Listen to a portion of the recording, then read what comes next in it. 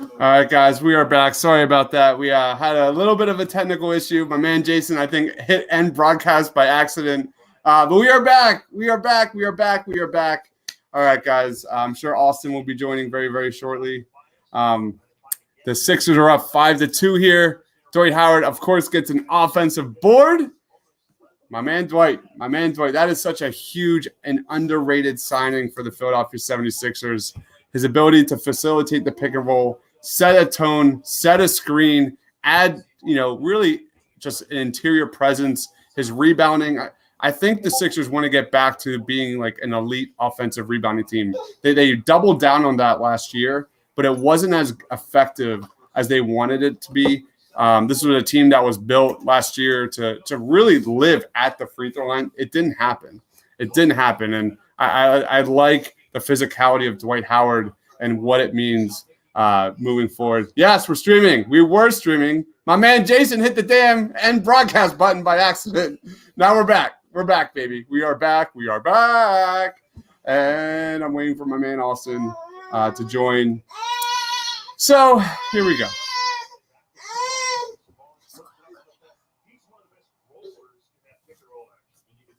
Coil? I don't know.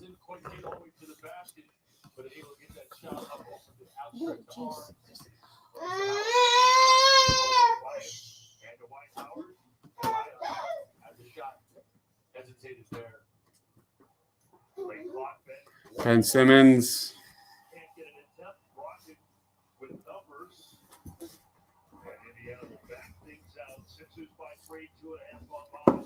All right, what do you guys wanting to see from the Sixers tonight? Let us know in the comments. Coyle, we are streaming. What are you watching, buddy? Is that what you want to join? Yeah. You want to join? Should I send you the link, Coyle?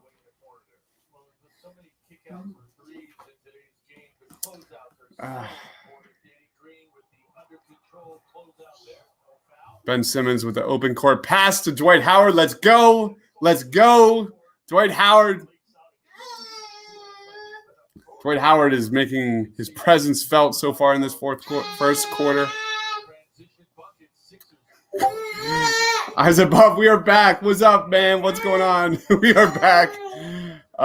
Chris Coyle says, I am too drunk.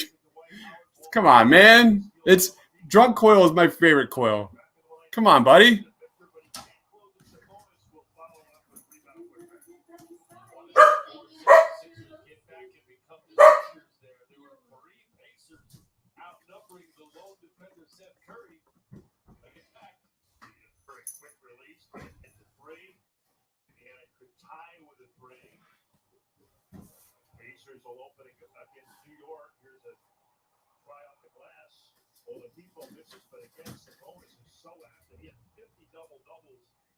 Waiting for Austin to join. I hope he joins.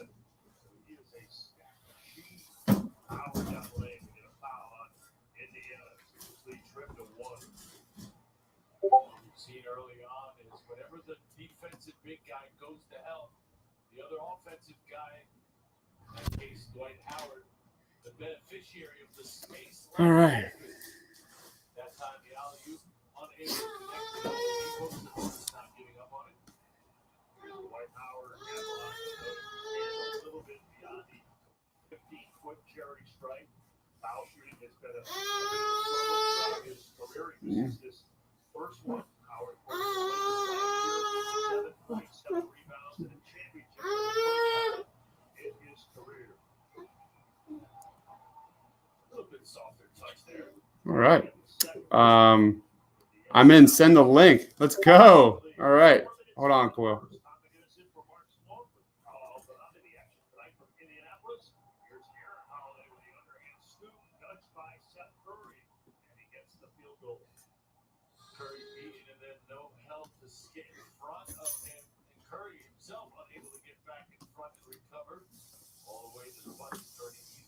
There we go. All right, there we go. Eyes above says, who shoots free throws worse, Dwight Howard or Ben Wallace? Oh, man. I don't think you're paying Dwight Howard to shoot free throws, but Dwight was the best deal I can remember in years. I remember live streaming when that deal was when that deal came out. That was fun. That we really reacted to that. That it came out of nowhere. I don't think anybody expected Dwight Howard to sign with the Sixers. That guy was totally off the radar. But man, I'm really excited about Dwight Howard and what it means for the second unit, what it means for Joel Embiid, giving him rest, what it means for setting the tone defensively, especially defending the pick and roll. Goddamn, Sixers just cannot defend the pick and roll. All of that, the Sixers are going to be running more pick and roll and offense.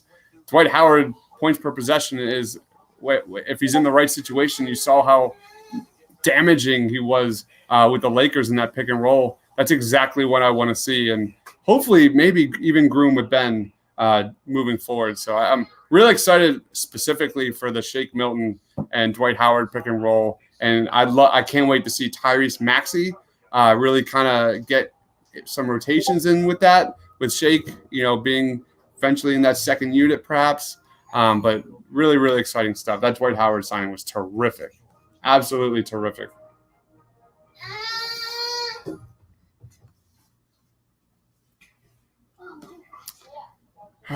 We have Sixers looking a little flat right now.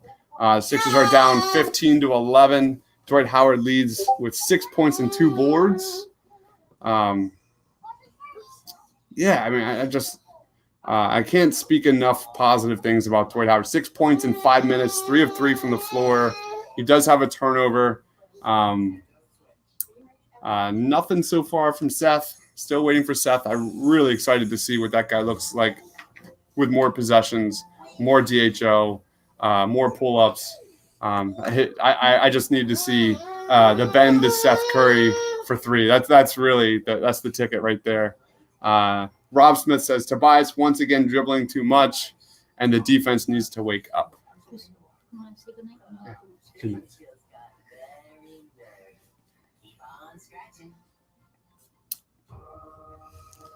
Yeah.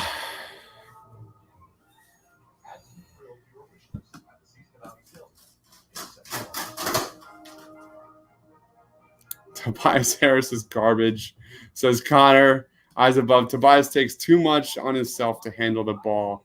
How Doc Rivers implements Tobias Harris is certainly an underrated storyline this season. We'll see. We'll see. Thunder Dude says, don't sleep on Harris. He has something in him. I really fully recommend everyone go check out Brock Landis' new video. He compares Tobias Harris under Doc Rivers with the LA Clippers and how that could impact Doc Rivers in Philadelphia in 2021. Super, super awesome stuff. Brock makes terrific videos. I can't recommend that enough. I don't know where everyone is. Seems like Jason hit the damn end broadcast button and everyone kind of is not showing up here. So it is what it is. It is what it is.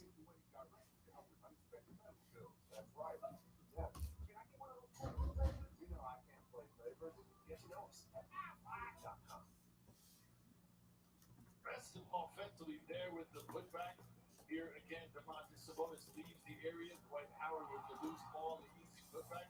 Here's 35 beating out 24.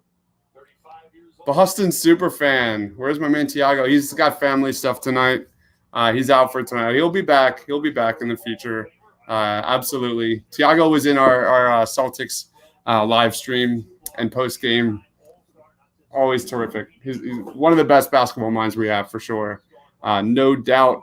Marky 215, a little rough at first, but I like Ben being aggressive so far. Amen. Now a perfect role player. Rocket captain his own list. Now the Rockets saying earlier this week that Nate Bjorkgren really good at PTOs, also known as after timeouts, and they ran a little corner play there and he got a cap it. Well, call me a little biased, but I've had my days in an alternate previous life covering the D-League, and Nate and I, along with Nick Nurse, got to know each other real well. A great basketball mind in Indianapolis, Indiana. Tobias Harris, nice touch in the paint. Tobias puts that back, played through contact, got his own miss. Sixers led by 4 early, and now down 4. Oladipo has looked good. He's got 5 for them. Here's a steal, though, by Danny Green. Danny Green with a steal and a bucket. And one. Man, what did Danny Green have in the first game, man? Woo! Like 4 steals. 3 of those were like in the first half. Man, that's a really good way to become an instant fan favorite. Eyes above. Danny Green with the steal and the 2-pointer. Nice.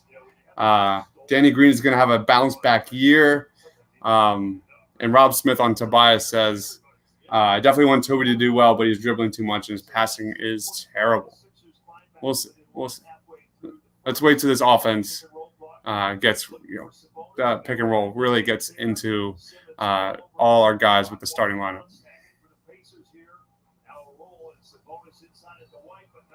I wouldn't get attached, Boston Superfan. I wouldn't get attached with Matisse Thybulle. Definitely worried about his lack of assertiveness on offense. He's got to shoot. He's got to be an aggressive shooter from 3. If he's not shooting, you see guys like Tyrese Maxey and Shake Milton just step right in and make a difference on offense. They're aggressive. They can kind of impact the game in multiple ways. Matisse is a fantastic defender, but he has to be Ben Simmons, Dwight Howard pick and roll. Let's go. That's what we want, baby. Dwight Howard looks terrific in this first quarter. By far, making a huge impact right now. Sixers don't get back in time to protect the rim. Pacers by 1. Oladipo with 7. Simmons to the corner. Catch and shoot Curry. Seth Curry missed a catch and shoot 3. And here come the Pacers with Oladipo. Holiday to his brother. Aaron sidesteps the defender. Fires long for 3. And Aaron Holiday with 18 in the game against Cleveland the other night. Monday's their last game. So, yeah, do I think Matisse will be traded? Very likely. I mean, not likely, but I wouldn't get attached. If he's definitely in play for trade bait. Dwight is incredible. Here we go. Hey, Ram, I'm a Mavs fan. I'd like to have Matisse Thybulle on the team. He would help us defensively. That's what he does. That's what he does. I think the issue there is that not Coyle. I think the issue there is that the Sixers have so much defensive versatility that they can kind of get away from letting Matisse go in a potential deal. You look at Shake, he looks stronger. I liked what I saw defensively from him. And you look at Tyrese Maxey, who is an absolute stud when it comes to defense. So how you doing, Coyle? I'm doing all right. Sorry, it took me a little bit to get set up. What are you drinking? I'm like running around. I was like, I have nothing here. We just put like everything away. Nice. So. All right. Pacers are up 22-18. Would you trade for Oladipo? Absolutely.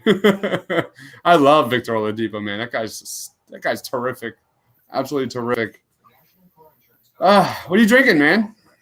So right now I have a Vault on tap. So we got it's Vault Company something. Can't remember. Okay.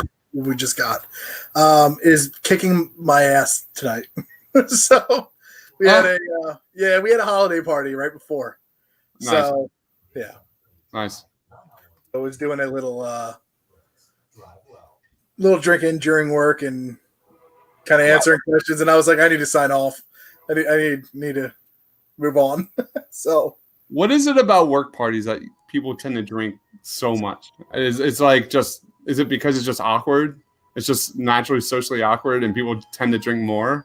Because you always get wasted during work parties. Always. I mean, my work is a lot of fun. Like the people that I work with are great. So like when we drink at our like office parties, or we even actually have like happy hours and stuff like that, it's just a lot of fun. Like the people that we work with are incredible. So it just we did a trivia night, which I won, by the way. What? What was it? Was it general? What was the theme? General. So we did Cool. Yeah, one of the guys I work with put together a little Christmas card of TV shows. So they were like, whose Christmas card was this? So he like literally made these whole things out, which was awesome. And then they went on to like different TV shows of who's wearing like the Santa Claus masks. So he like had like it was like New Girl or was like one of those, and they just had one of the characters and like name that characters, and it was multiple choice. They did a really, really good job. It was absolutely awesome. That's cool, man. Yeah. So we went sledding for the first time. Oh, how was that? I saw the picture. How was that? It was so fun, man. It was so fun. I got to take my 16-month-old sledding for the first time. It's terrific. Breaking up a little bit on my end. Yeah, can't. Was she just going nuts?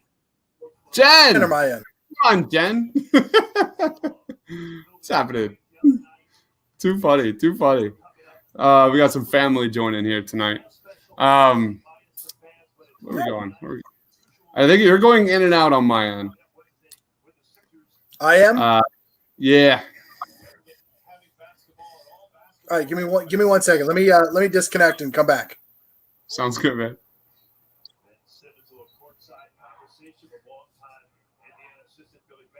Hi.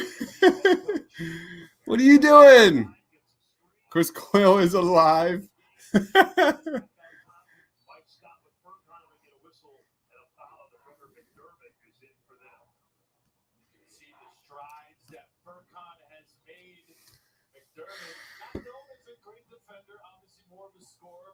Because of Furkan's prowess playing up on him, what does he do as soon as he gets it? Puts it on the floor, puts the pressure on the D, picks up the subtle. Man, this lineup. So Ben, the only starter out there, Furkan, baby. Furkan for 3. Let's go. Let's go. Let's freaking go.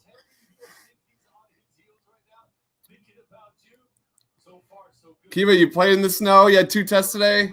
That's awesome. I got to play in the snow today too for the first time, and I think since I was in like elementary school. Rob Smith goes, "Fuck!"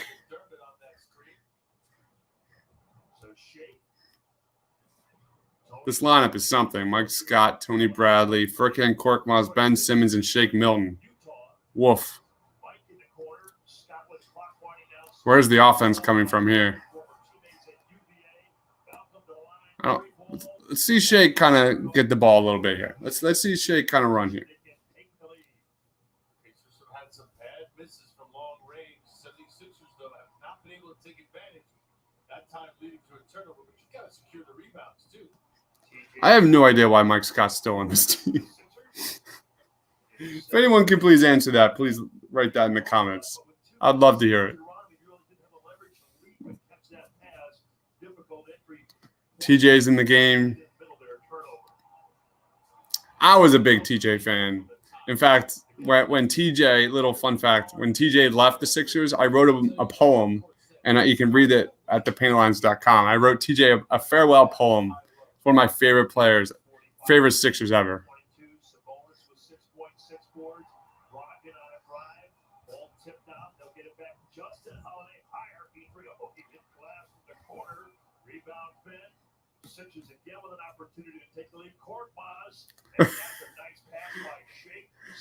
Korkmaz is on fire tonight, baby. Korkmaz on fire.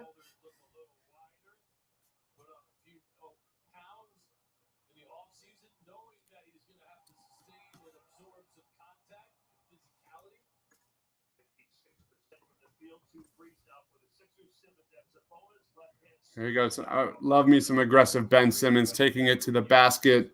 Let's go here.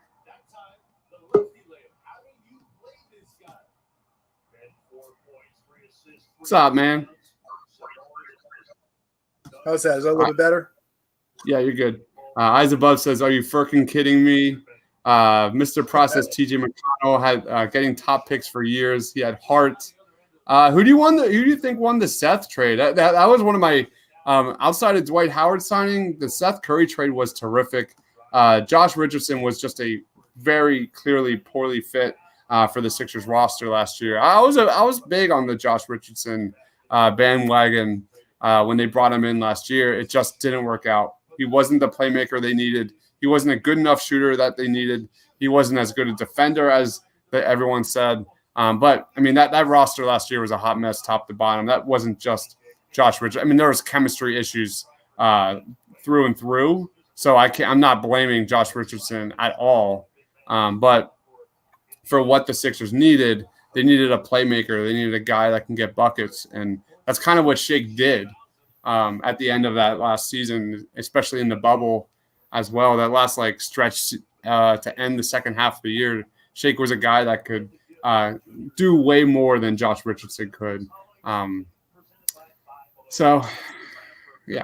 I think the Seth Curry trade, what it was Josh Richardson, the 36th pick for Seth Curry. Seth Curry is on a team-friendly deal, a team that was capped out, a team that had real kind of financial limitations. And Seth Curry, I don't have to speak on why he's a much better fit with Ben Simmons and Joel. He's a floor spacer, a guy that can actually handle the ball a little bit. It's just going to make life so much easier for Joel Embiid in the paint, for Ben Simmons, and all that. So, what do you think of the Seth Curry trade, Coyle? I'm right there with you. It's right along the lines of we need to move. Like you were saying, Richardson, he wasn't fitting. He wasn't hitting the shots that we needed to actually hit to just, like you said, spread the floor a little bit. Where I think that you're getting that with Curry that you weren't getting with Richardson. But I mean, what's your favorite trade of the offseason? Like, what is your go-to? Or movement? What's your favorite movement that you had in the offseason? I mean, I'm going to probably say, like I said, that my top two is Seth Curry trade because they desperately needed floor spacing. That you look at the floor spacing of the Sixers last year was horrific, absolutely horrific. They were a big physical team that should have thrived rebounding and getting to the free throw line, and they didn't do either. And that was really their major weakness. The Dwight Howard signing, the fact that we're implementing it, the Dwight Howard signing is important on two ends. The Dwight Howard signing helps create that pick and roll offense that they're going to be running a lot. Woo! Is that Mike Scott? I told you he was good. I was always a believer in Mike Scott. I put my TV on a delay so we could be up time. So you're now seeing ahead of my time. For the first time ever. For the first time ever, I'm actually ahead of someone. I have YouTube TV, so it's always a good 20, 30 seconds behind. But yeah, Mike Scott, I always told you it was good. Always said that, clearly. But I like the Dwight Howard signing because it implements the pick and roll. It's going to do wonders for exactly that. You look at Dwight Howard's offensive rebounding percentage, one of the best in the league. You look at his points per possession as a roll man to the basket in the pick and roll, one of the best in the league, top percentile. So especially how he was with the Lakers, that's how I want to see him implemented with Ben Simmons, with Shake Milton, with Tyrese Maxey. So those are my two. What about you? The Danny Green trade. Yeah. And I'm just calling it Danny Green because I'm just watching him tonight in the corner, watching him on the other night, just hitting shots. And you're losing Al Horford for it. And that is really I don't think we understand how much of an impact that's going to be. Yeah. Oh God. I'm going to get hated on because I can't stand. I can't stand him. I think a good 20% of our audience are actually from Europe, so be careful. It's just that's like walking on eggshells. I'm just saying you can hate me all you want. Send me all your hate. Send me everything. Send me tag me in anything that you want. That when Furkan hits a shot, I mean you'll do it once a year. Once a year you'll get to actually send and tag me in things. But. Sixers are tied 28-28. I think the biggest positive out of that first quarter was Dwight Howard He looked absolutely terrific. Big Shaq Gillis popped the cork. Shake's looking a little sloppy. Shake is what so far? 5 minutes, 0 points. Definitely not. I don't think he's as involved on the ball as he was in that first game versus the Celtics.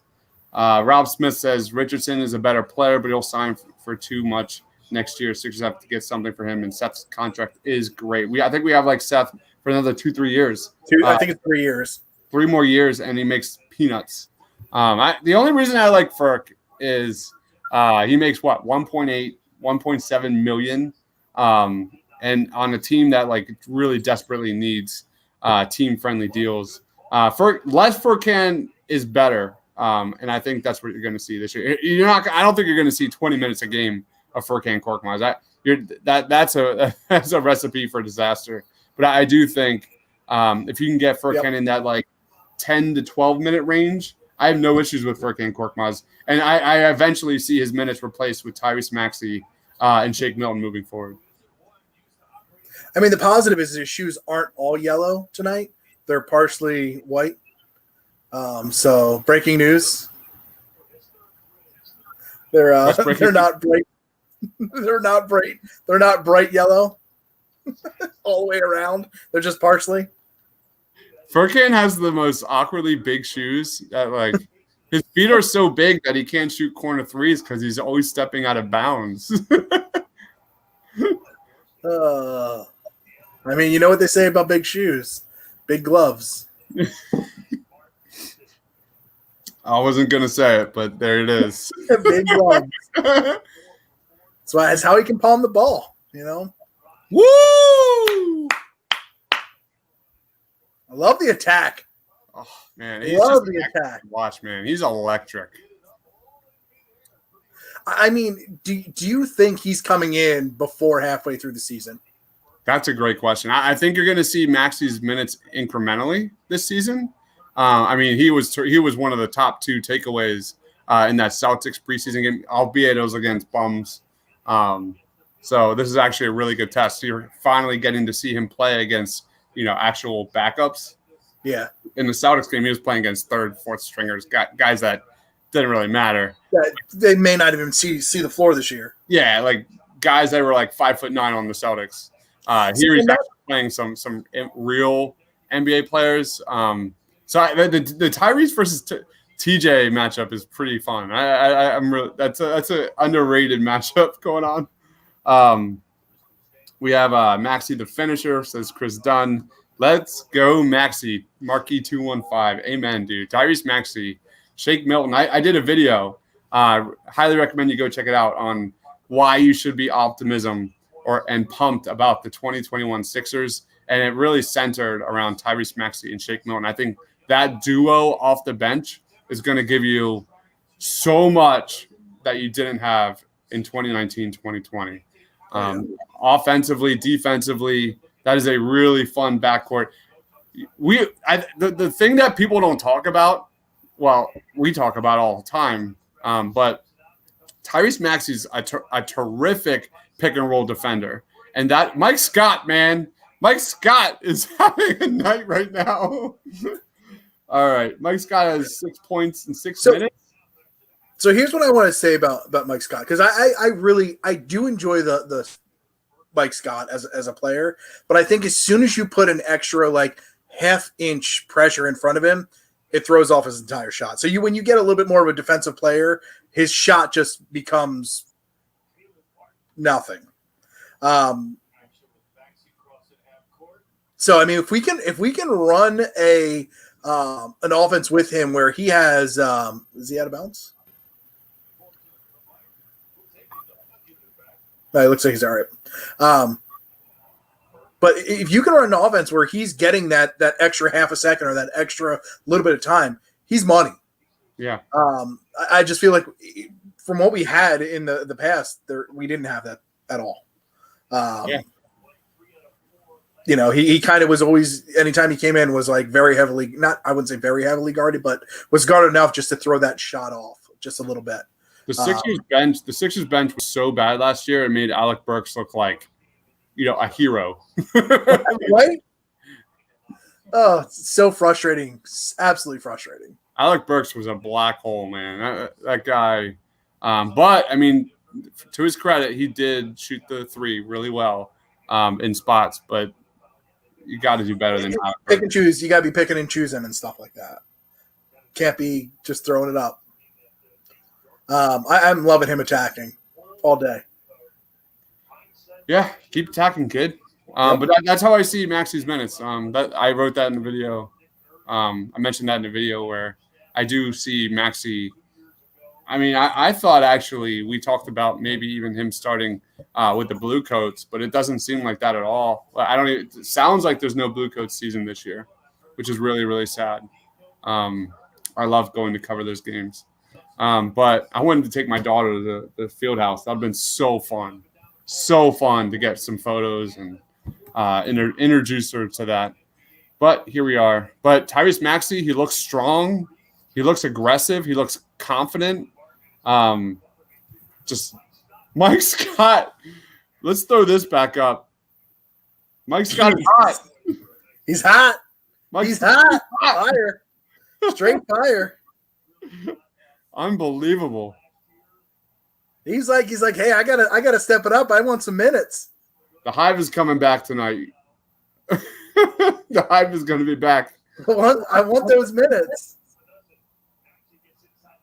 Maxey with an aggressive drive into the paint, finishing through contact.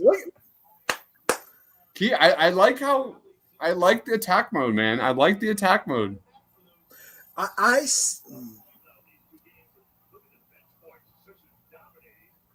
mean, you see him do that. Get it. First Maxey three. I missed it. He missed it. I think that was the first three.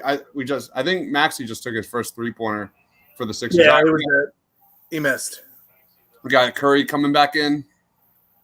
I mean, you see him doing that and attacking it, and you question a lot of where does this team want to kind of go when you have a guard that can just drive and score on that, plus a big man, plus shooters on the outside. You look at that 1-2 punch with Ben Simmons, and you're like, do we need another? Do you want James Harden if you have closers, people who want to attack, people who want to do things? The longer you wait to make a trade, the least likely it's going to happen.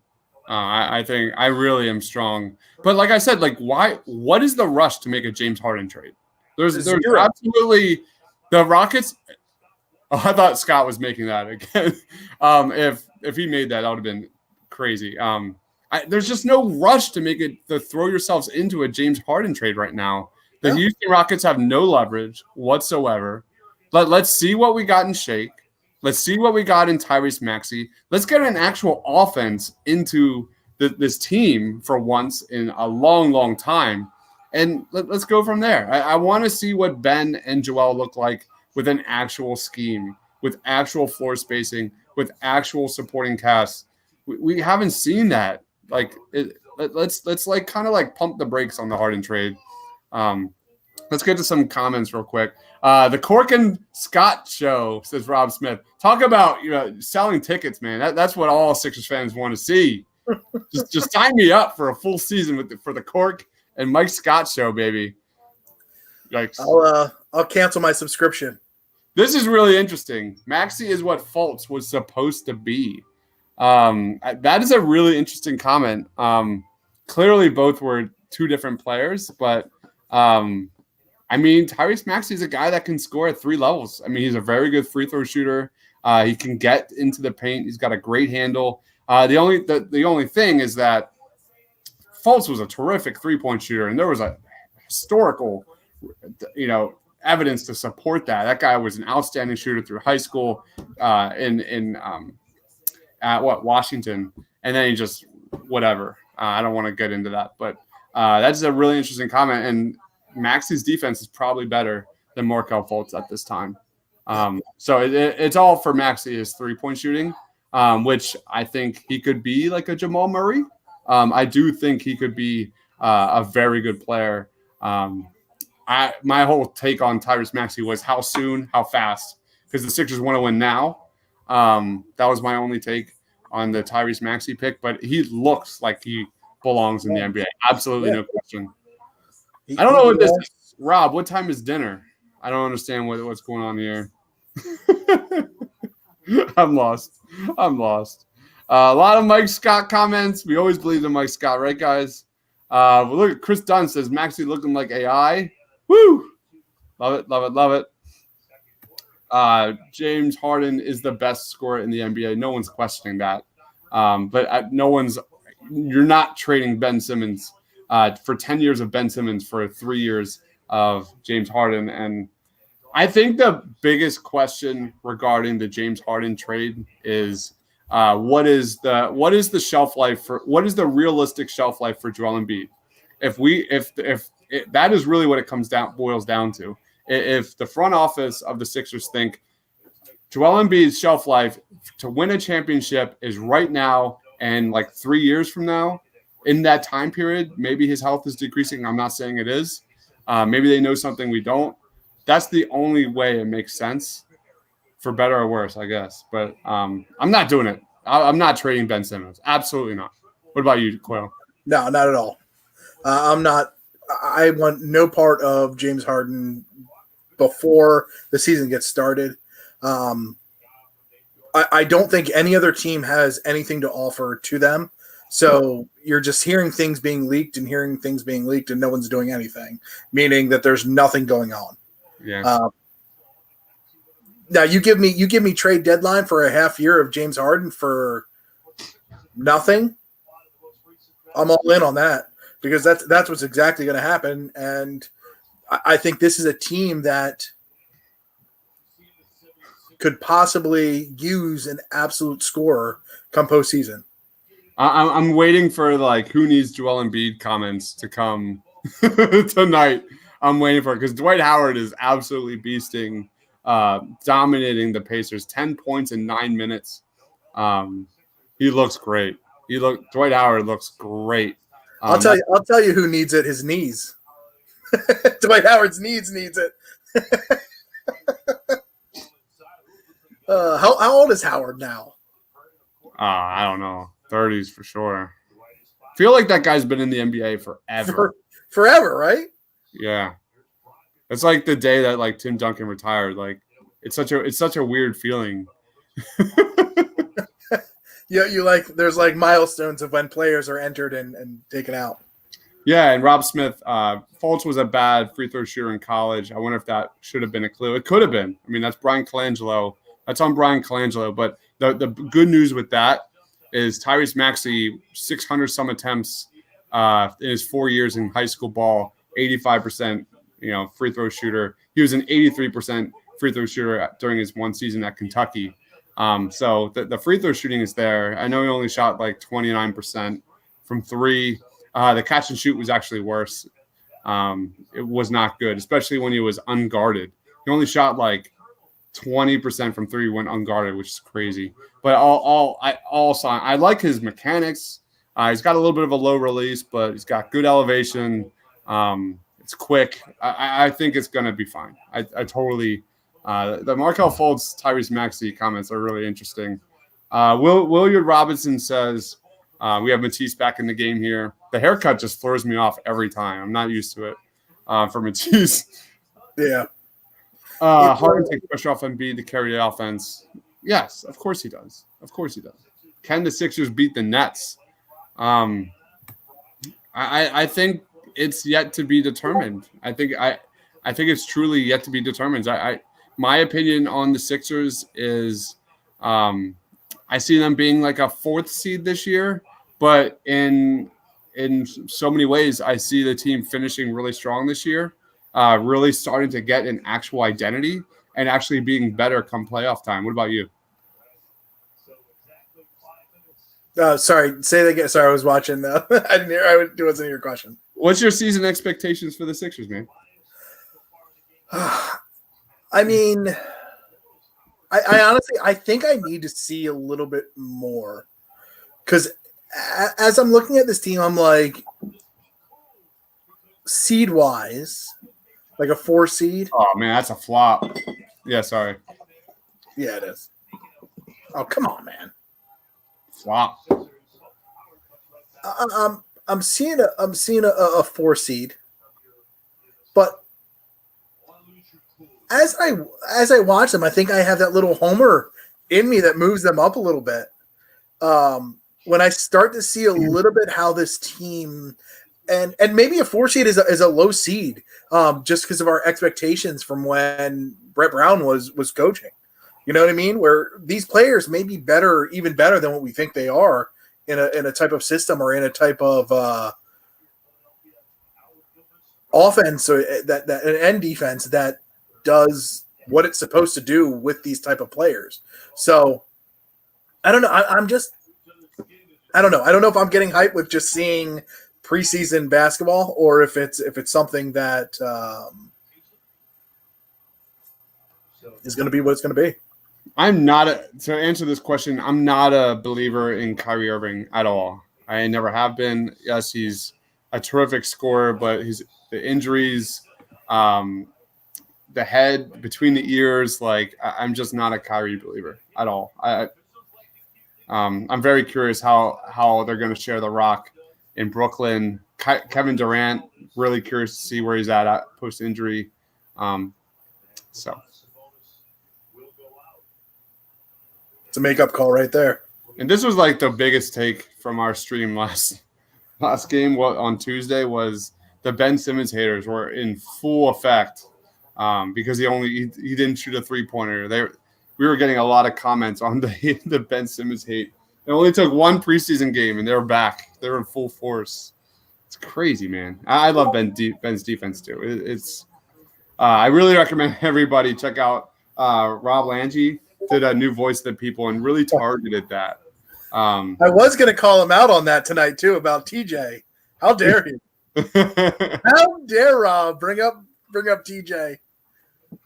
He was speaking to me about that one. Chris Dunn says Matisse is an excellent defender, but he really needs to work on his offensive ability. It really comes down to he just has to be a consistent 3-point shooter. He can't just be hot and cold. And he's got to be more assertive on offense. He's such a non-factor on offense. It's really frustrating to watch because his defense is so legit. It's so legit. He just needs. I mean, you're never going to expect him to be like have the ball in his hands and get a bucket. But when you look at guys like Shake and Tyrese, I think that was my other big take was those two look so terrific in the game versus the Boston Celtics. Like, where does that leave Matisse moving forward? So, do you think a player like Dwight Howard has a kind of a way of pushing him in that more assertiveness? I hope so. Because that's one thing that you hear about Dwight Howard is he's always, this is my way or the highway type thing. Does he have an effect on Matisse that is kind of like, dude, you need to get to this next level in the way that you're playing in offensively? Like, give me the ball. I want the ball. Attack. Like, get the 3. Like, do whatever you need to do. Because he does it on defense. Why are you not doing it on the offensive side? Yeah. Well, I think the one underrated thing that Dwight Howard does is he's a great offensive rebounder. But what that and how that translates is corner threes. He gets offensive boards and he finds guys in the corners. And that's exactly where where Dwight Howard can help Matisse this year. And that's the hope. I'm as a big believer in Matisse Thybulle, I really do think he is got a lot of not potential. I mean, I think he's now 24 years old. But you love his defensive versatility. You love his steals. You love his deflections. You love his blocks. Set so many records last year. We did a Matisse Thybulle season preview pod, and the guy broke records. His block percentage, steal percentage was absolutely outstanding. It all comes down to shooting and him being more involved in the offense. He just can't be a zero. He just can't be a zero. Yep. I mean, Melvin, what's going on, man? Seth Curry looking like they don't want to be. I don't think anybody wants to be there, to be honest. It's preseason, baby. Come on. Let's not get too crazy. Ice above says, hit that like button. You got 31 watching and 7 likes. Come on, guys. Let's go. Hit those likes. Smash those subscribes. Let's go. You can, if you want. No, you don't get an option. Do it. There's no option here. All right, you get an option. You get an option. Seriously, you don't have an option. Do it. You get an option. You get an option. Everybody gets an option. I really like what I'm seeing thus far from Shake. He's really looking like Sixth Man of the Year award recipient. Am I wrong with this take? We talked during the pregame about exactly this. I mean, absolutely correct. His ability, like Doc Rivers has said it over and over and over again. Daryl Morey has said it over and over again. This guy has been the darling since training camp started. He's going to get more freedom in the pick and roll. You look at his points per possession from SMU to the Blue Coats. I covered him from the jump in Delaware. Just terrific in the pick and roll. Shake, everything aligns with that Crawford, Lou Williams role for Shake Milton this year that got them Sixth Man of the Year under Doc Rivers in LA. So it's not difficult to see why Doc Rivers is in love with Shake Milton. I mean, from last year to this year, I mean, he belongs. It really comes down to his defense and can he sustain that level of shooting? And I've seen Shake kind of die off in a lot of things too. And I, when he first came up, he would be, I felt like he was excited about being up here, doing things. And then all of a sudden he kind of just died off. I don't want that to happen. There's new coaching. There's new things. There's new. I hope it's not he likes the new. He likes the change. He likes the different things. I hope this is something that he can consistently just continue to excel at. Ooh. Yeah. Maybe Dwight Howard can teach Matisse how to become a center. Dwight Howard wants to be there. Absolutely. I think that is 100% fact. Well, where are we at now? Dwight Howard has 10 points in 10 minutes. He does have 4 turnovers. So there is that. But, I mean, all things considered, we'll watch the game tomorrow, see how it looks. But as I'm watching it right now, off and on, I mean, he was terrific in that first quarter. Yeah. Absolutely terrific. Just was getting whatever he wanted. I think we did see one pick and roll with him and Ben. That looked really nice with Ben getting to the basket. Chris Dunn says, not having summer ball really hurts our young guys working on different techniques on both sides. 100%. Do you think not having a summer league has helped some of Maxey? Do you feel like that has helped him a little bit, where he hasn't got experience? Like, what are other players having to deal with, or what are other things, and then just getting thrown into games?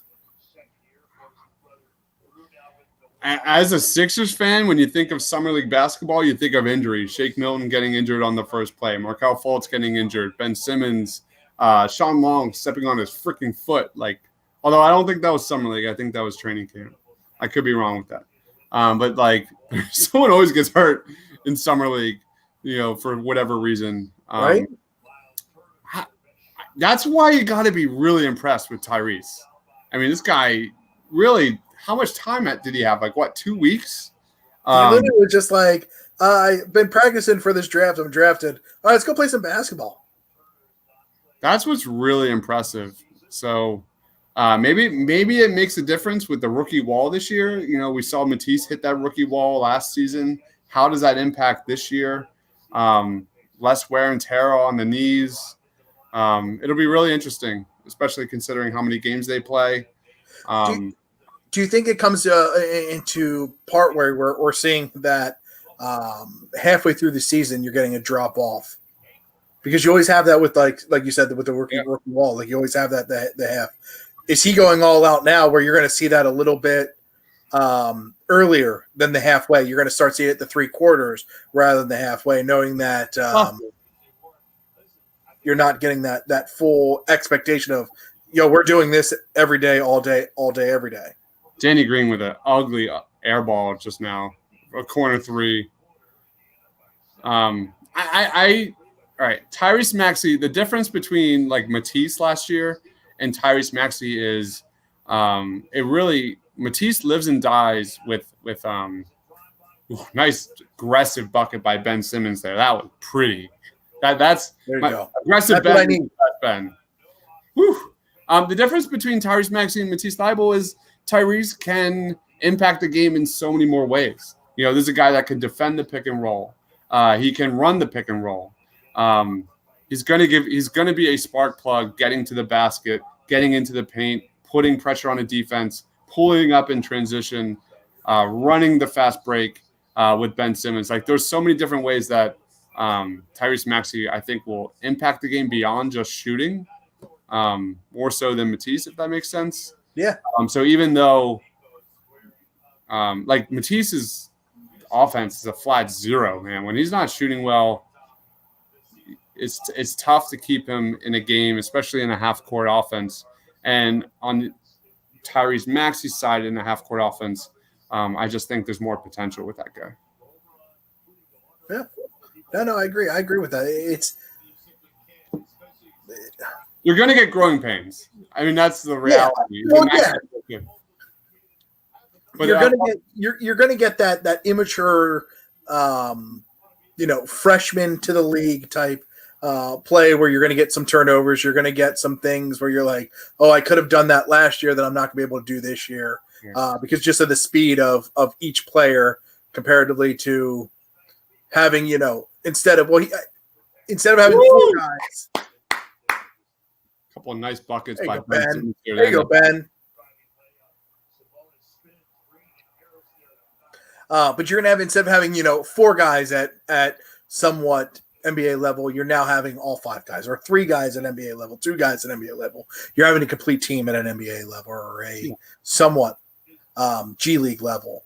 So you're still going to have those growing pains that you get with every rookie or every young player. This is a really interesting comment. Chris Dunn says, with Brett Brown, the summer league was useless. Now with real coaches, the sky's the limit.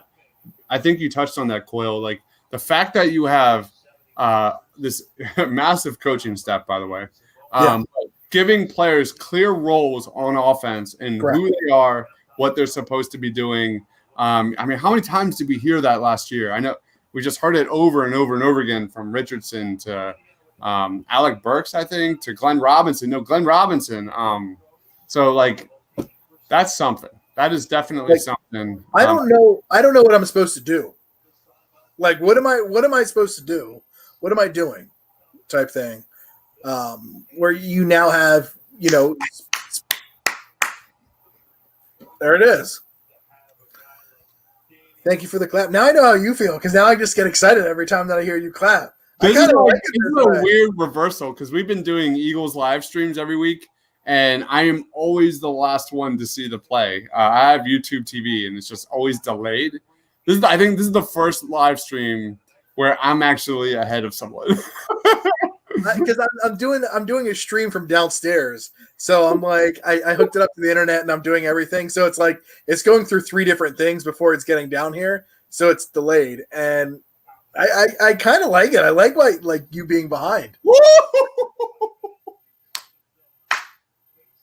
Ben Block. Oh, nasty. Yeah, say something, Ben. Man, that was nasty. Say something. Brogdon, who? Man, I don't even know who Brogdon is. Where are the Ben Simmons haters tonight? They're not. I don't see them anywhere right now. Yeah, they're not hanging out. Maybe it was because we were playing Boston. Who knows? Yeah, it definitely was. I don't think there's a whole lot of hating coming from Indiana. Melvin Mills says, I don't know what it is, man. Curry looks lost. It's preseason, man. It's preseason. Yeah, I know they gave up 59 points in this first half, which is not good, but the defense looked good against Boston. And you know that was a show up game. There's no Embiid too, right? It's like Doc. Ben Simmons 3. Oh, front rimmed it. We had a Ben Simmons 3 in the first half. Oh, I almost had a heart attack. Didn't make it. I almost had a heart attack, guys. But let me tell you right now, that still stretches the floor. Him attempting that 3 is still stretching the floor that you're going to be able to run things off of. Exactly. And that's when you have and this comes back to I didn't know what I was doing and why I was doing things when we were talking about Brett Brown. It comes down to a Ben Simmons not knowing why he needs to shoot a 3 or why he needs to shoot. I'm not going to shoot because I'm going to miss it. There's no point of me shooting it. When someone sits down and explains to him, hey, you're shooting this 3 because you're going to open up this or you're going to do this and do this. You now have it with a coach and a coaching staff that has the ability to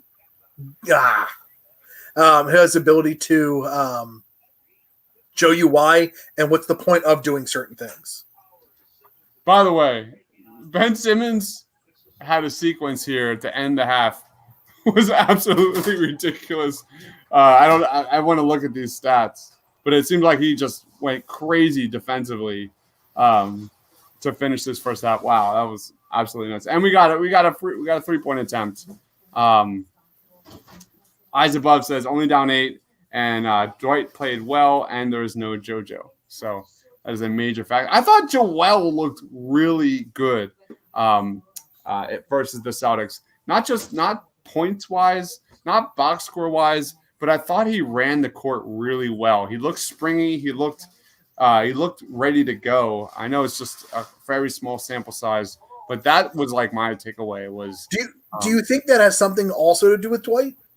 Of having the ability to not have to give it 100% every time he's out. Like knowing that he can take plays off when they know that a play's not being called for him or be able to take plays and then give that 100% run down. Where he knows that he doesn't have to play 90% of this game for it to actually matter. Yeah. John says, keep in mind there's no TJ Warren or Miles Turner. Very fair. Very fair. Hi, Chloe. This is Mrs. Crockpot. Hi, Mr. Crockpot. Hey. Oh man, I was up at 2:30 watching the Mandalorian finale. Don't even say anything. I haven't watched. I won't. I'm not. No spoilers here. I'm just saying. Was it better than last week's episode? Do you want the answer? Yes. It was the best episode of. Boom. That's all I need to hear. It was the best episode of the series. Last week's episode was my favorite episode so far. It was really good.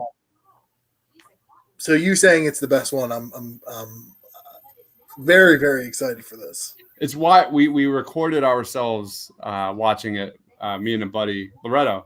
Yeah. And it's why we do what we do. Like it was the fact that you have yet to see the spoilers is really impressive. Well, I haven't done anything social media wise at all today. You're blocked. You are absolutely blocked. You could do. There was a spoiler in the message in chat. The comments. It's gone. Why He's did you blocked. block it? Maybe I'll bring him back. We'll see. But that is not cool, man. There are no spoilers here. No spoilers. That is terrible. Bad form. I'm surprised Chris Quill didn't read it. Yeah. No, I haven't been paying attention to the chat. All right, don't look. Don't. Please. I'm in a different page. So. All right, good. No spoilers in the comment section, guys. But if you saw The Mandalorian, let us know your thoughts in the comments. I'm a big Star Wars. No spoilers. Yams. Yeah, I stay off all day. Yeah. What up, Yams? By the way, Yams is my absolute favorite human being ever. Oh, he's one of our best. Absolutely. I love Ben Simmons. I love how we're finally getting some Ben Simmons love. In this chat. Finally, like I was not upset about Ben Simmons against the Celtics. I thought he was fine. Ket says Simmons attempting a 3 is the most exciting thing ever. That is It's pretty great. It's not even the Ben Simmons 3 I go back to last season. It was the Mark Zumoff comment when he's like, "Hold me back, fam. Hold me back." I miss. Hey, give me 2 seconds. I'm gonna grab a beer real quick. I might do the same. All right. All right, we'll be back.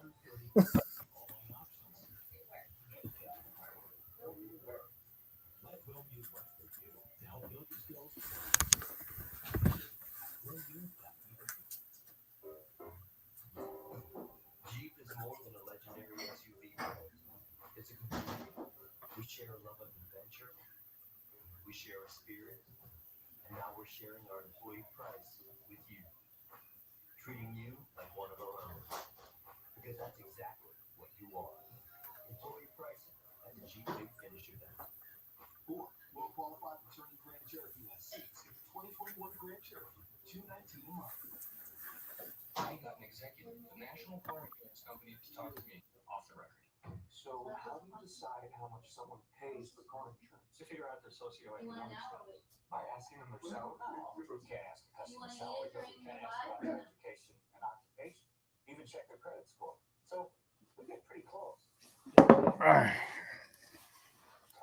All right, guys. What grade would you give the Sixers in the first half? How about let's do overall grade. Let us know in the comments section. The Sixers are down 8 points, 59-51. Dwight Howard leads the Sixers with 10 points in 10 minutes, 5 for 5 from the floor. He does have 4 turnovers and 3 personal fouls. Tobias Harris, minus 18, team worst on the squad. Seth Curry struggled as well, 14 minutes, 0 points, 0 for 1 from 3. Really yet to see that guy in the a DHO or pick and roll at all. Obviously, there's no Joel Embiid tonight, so that is a major factor. Ben Simmons had 9 points in 16 minutes, had an absolute dominant stretch to end the first half. Mike Scott had a had a funny stretch there in the first half. He was hitting threes. I haven't seen that much energy from Mike Scott in a while, so that was really interesting. Shake Milton was a little bit of a disappointment after the Celtics game. This guy was the star in the first preseason game, only 3 points in 11 minutes, 0 for 2 from the floor and 2 turnovers and 3 fouls and only 2 assists. So not the best performance from Shake. Tyrese Maxey had a good couple buckets there. He had 4 points in 8 minutes, 2 boards and an assist. I thought Tyrese Maxey continues to show that he absolutely belongs on the court. And Furkan has a little low-key 6 points, 2 for 3 from 3-point range in 10 minutes. Furky, I'm good with Furky tonight. Danny Green looked really strong. He had a steal, a block, 9 points, 1 for 2 from 3 in 10 minutes. So outside of Seth Curry, Tobias Harris, all right. Yeah, what are grades here? Let's look at the grades. Kiet says a B-. No zoom off was due to miss the first. Yeah, we saw that. I think he's dealing with a back surgery or something along those lines. Simmons A+. Eyes above gives this team a C. Chris Dunn says B- so far. Marky215 says C+. Seriously, what happened to Mark Zumoff? He had back surgery, I believe. He'll be back. I read a tweet. I wrote a twat. He'll be back. He'll be back. Beginning of the season. Big Shane Gillis says Morey told Shake to chill out, so the Bulls wouldn't inquire him about a trade discussion. I love it. Big Shane. Who are they trading for? Who are the Bulls offering up? Zach. Big Zach, for sure. Man, so what's a twet? I love me some twets. I think a C+ is pretty fair for this team, but no Embiid. There's definitely questions whether Tobias or Seth Curry look locked in for tonight. It's a preseason game, guys. Let's not get too crazy. Oh, there it goes. Levine and Otto Porter. So, I mean, that is definitely the better trade, the smarter trade than James Harden. If there was a trade to make. I'm not. I mean that. I like that's Levine. Levine's fit with Ben Simmons is terrific. If they could like pull that off, that would be really fun. But I'm not a salary cap guy. That's what we have Jason and Austin for. I mean, what does that even look like, salary cap? Like, because I mean, to me, that's a sexy looking, but I don't know if that's even something the Bulls would even consider. I don't know why the Bulls would trade Zach. Like, I don't know why they would trade Levine, but you think like Doc wants to push the pace, and Levine and Ben backcourt would be so much fun to watch. So much fun. I don't even know if it's possible. But I know Austin's been on the Levine trade for a long time. Mock says Ben looking good running the pick and roll. That is the thing to watch, dude. Mock, that is the thing to watch. At least for the first like 2 months of the season. Ben running the pick. He didn't do much of it. He had like a single stretch last season, like for like 4 games. It was very small sample size. And then the Sixers ran a lot of pick and roll versus the Celtics in the playoffs. But again, very small sample size. So how the pick and roll develops, that's why I said I suspect growing pains. I expect the team to kind of have great showings and bad showings. And but I said a 4th seed for the Sixers this season. But I think there's a legit possibility with Shake's ability to run a pick and roll with Tyrese Maxey's ability. There's a pick and roll. I had like a very inappropriate joke in my head. I'm not going to say it. But I do think there's a world where the team gets an identity in the pick and roll in an offensive scheme with their defense and supporting cast, with Joel and Ben getting into better spots and putting them into better spots to succeed on offense. The spacing, I do think there's a world where they might be a 4th seed, but they're going to be in great shape for the playoffs and finally probably be the best playoff team we've seen in a while in Philadelphia. So, man, we got some comments. I just want to say thank you, everyone here, for commenting. This is the Pan Lines YouTube channel. Please like, please comment, please subscribe. We pump out content every day. I mean, probably 2-3 times a day. Thank you. And yeah, if you want to subscribe, that'd be great. Really, really appreciate it. And I'm here to say you need to subscribe. Do it. Do what you want. Where's the camera? Do it. Do you, baby. No, you do you. You do you. You do you, Bill. Big shame. For the same reason the Bulls haven't done anything productive since acquiring Lauri Markkanen. It's true. By the way, I'm going for this big collar effect tonight.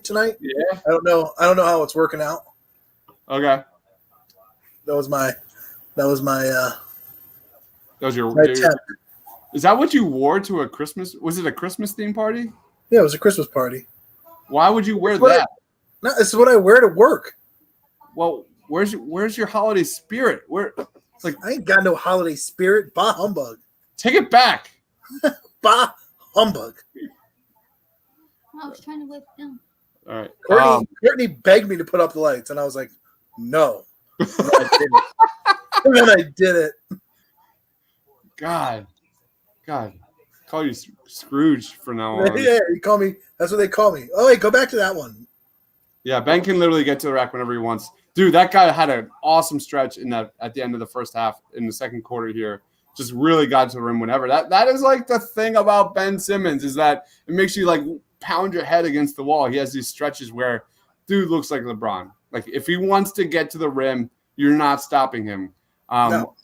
What we want to see from Ben is just to have that extra step, take a step or two more into the paint and just do a floater, a runner, something easy bucket, and obviously get to the free throw line.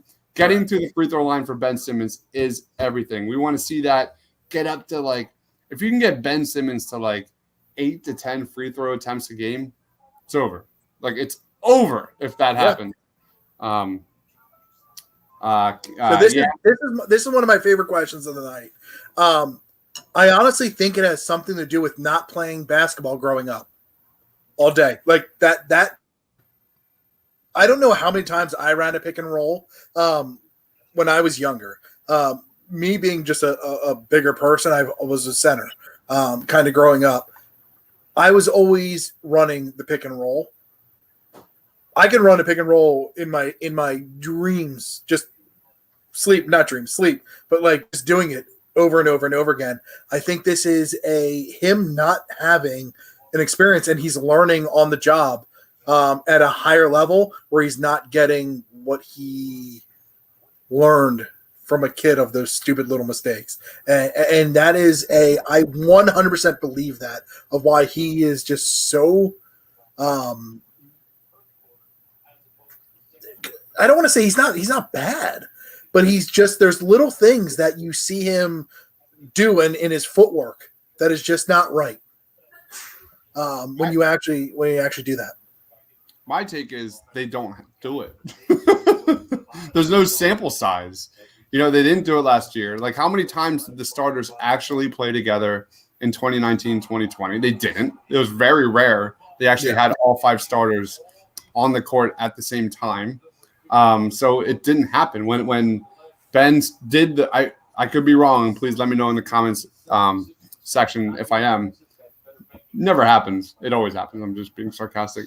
But if, you know, when Ben started to do the pick and roll, I don't believe Joel was playing. I believe he was injured. So that is something to watch. All right, we have the second half starting. LeBron for Simmons. Let the rumors begin. Maybe little Bronny. I like this comment by Jacob. Victor. Too many turnovers and dumb calls. Another main takeaway from the Celtics preseason game, like, when was the last time the Sixers came out and like had fewer turnovers than the other team? It never happened last year, ever. When you were like, so a team hasn't had more than 24 turnovers in a quarter, and the next 33, baby. There you go, Curry. A team hasn't had more than 25 turnovers in a game. And the next game, a team hasn't had more than 25 turnovers in the first half. Like, they literally just kept extending how many turnovers they could have in a quarter or in a half.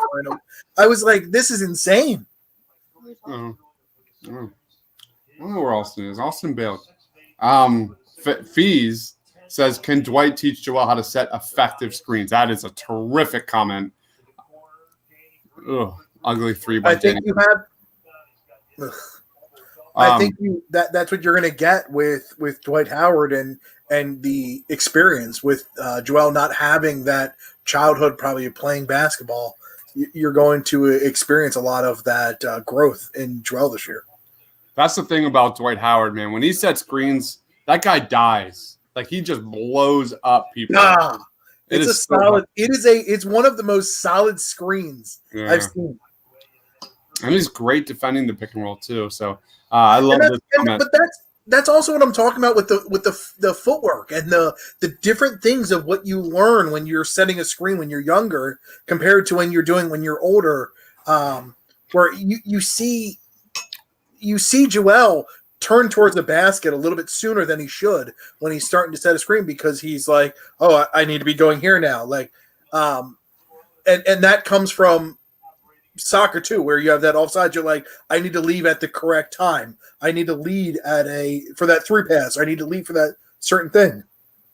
So I think that is a lot of a mentality of how he has done certain things of the 2 different sports. And the reason I've played both sports, so I have that different mindset of how you do a thing in a certain way. And there is one way to set a screen, and you see it as a hard screen like you do with Dwight Howard, and one way to lead with a through ball, or one way to lead off of an onside kick that you're doing where you're leaning in, you're waiting for that exact moment and then going. So I think that has a lot to do with not playing when you're younger. I like this comment. Eyes Above says, Fick and Roll and Twet, you guys are in rare form. I mean, when are we not in rare form, Coyle? Is that like, come on. Like we never whenever we're together, we're always in rare form. Cheers. Cheers. By the way, cheers. Everyone, cheers. Cheers to everyone. Sixers basketball is on, baby. Man, after the last 12 fucking weeks of what previewing the Eagles, pre-gaming the Eagles, live streaming the Eagles, post-gaming the Eagles. This is great. This is a breath of fresh air, man. Isn't it though? I'm having a great time. The best part about it is preseason. We're down 17 in preseason, and this is by far better than anything I've seen from the Eagles all year long. Oh, good pull up. And your mind's today. When's the last time? Seriously though, basketball's back. I'm happy. I've been miserable for the last 12 weeks, just gouging my eyes from watching the product on the field with the Philadelphia Eagles. It's been brutal. Yeah, it's been awful. And then you get, you finally get decent basketball. Oh, maybe decent basketball. There it is. That's some beautiful ball right there. Chris, are you ahead of Coyle? Yeah, I'm actually ahead of Coyle right now for the first time ever. We're doing a live stream where my feed is ahead of the other feed, so this is a first. Uh-huh. It's actually nice. It feels nice. If Ben and Joel can fluently run a pick and roll, they're absolutely outside shooting wide open. Chris, you've been hitting on, and it's not because of the Chris's all three tonight. It's not because you've been the same name, but you've been hitting some certain points that I'm really, really enjoying. I agree. I feel like those are that's exactly what I want to be seeing. But that right, Travel, what was that? You've been hitting on some quality points all night. Yeah, so this is everything. And that's why I said that I expect the Sixers to be a 4th seed. And I expect growing pains. And once the Sixers finally start to figure it out in that second half of the season, that's where it gets really exciting. And I think it can happen. I do think it can happen with now that the Sixers now have a supporting cast. They have floor spacers. That's where I'm at with this team this season. Next game, ugly Christmas sweater game. I'm down. I'm down for that one, man. All day. That sounds like a blast. Quill's like, I want no part of that. I will tie dye my chest hair. That sounds great. Wear the outfit you wore to Finn's ugly Christmas sweater party. My little Santa on a dinosaur. Yeah. Do you still have that? Yeah, heck yeah, I have that. Nice. Mocky215 says, I hate the defense right now. Yeah, I don't know what to say. They've given up 70 points with 8 minutes remaining in the third quarter. Yeah, the defense looked terrific against the Celtics. Not so much today. Once again, you're not running your normal. What? Big Shane. What? Oh, Coyle rules. There you go.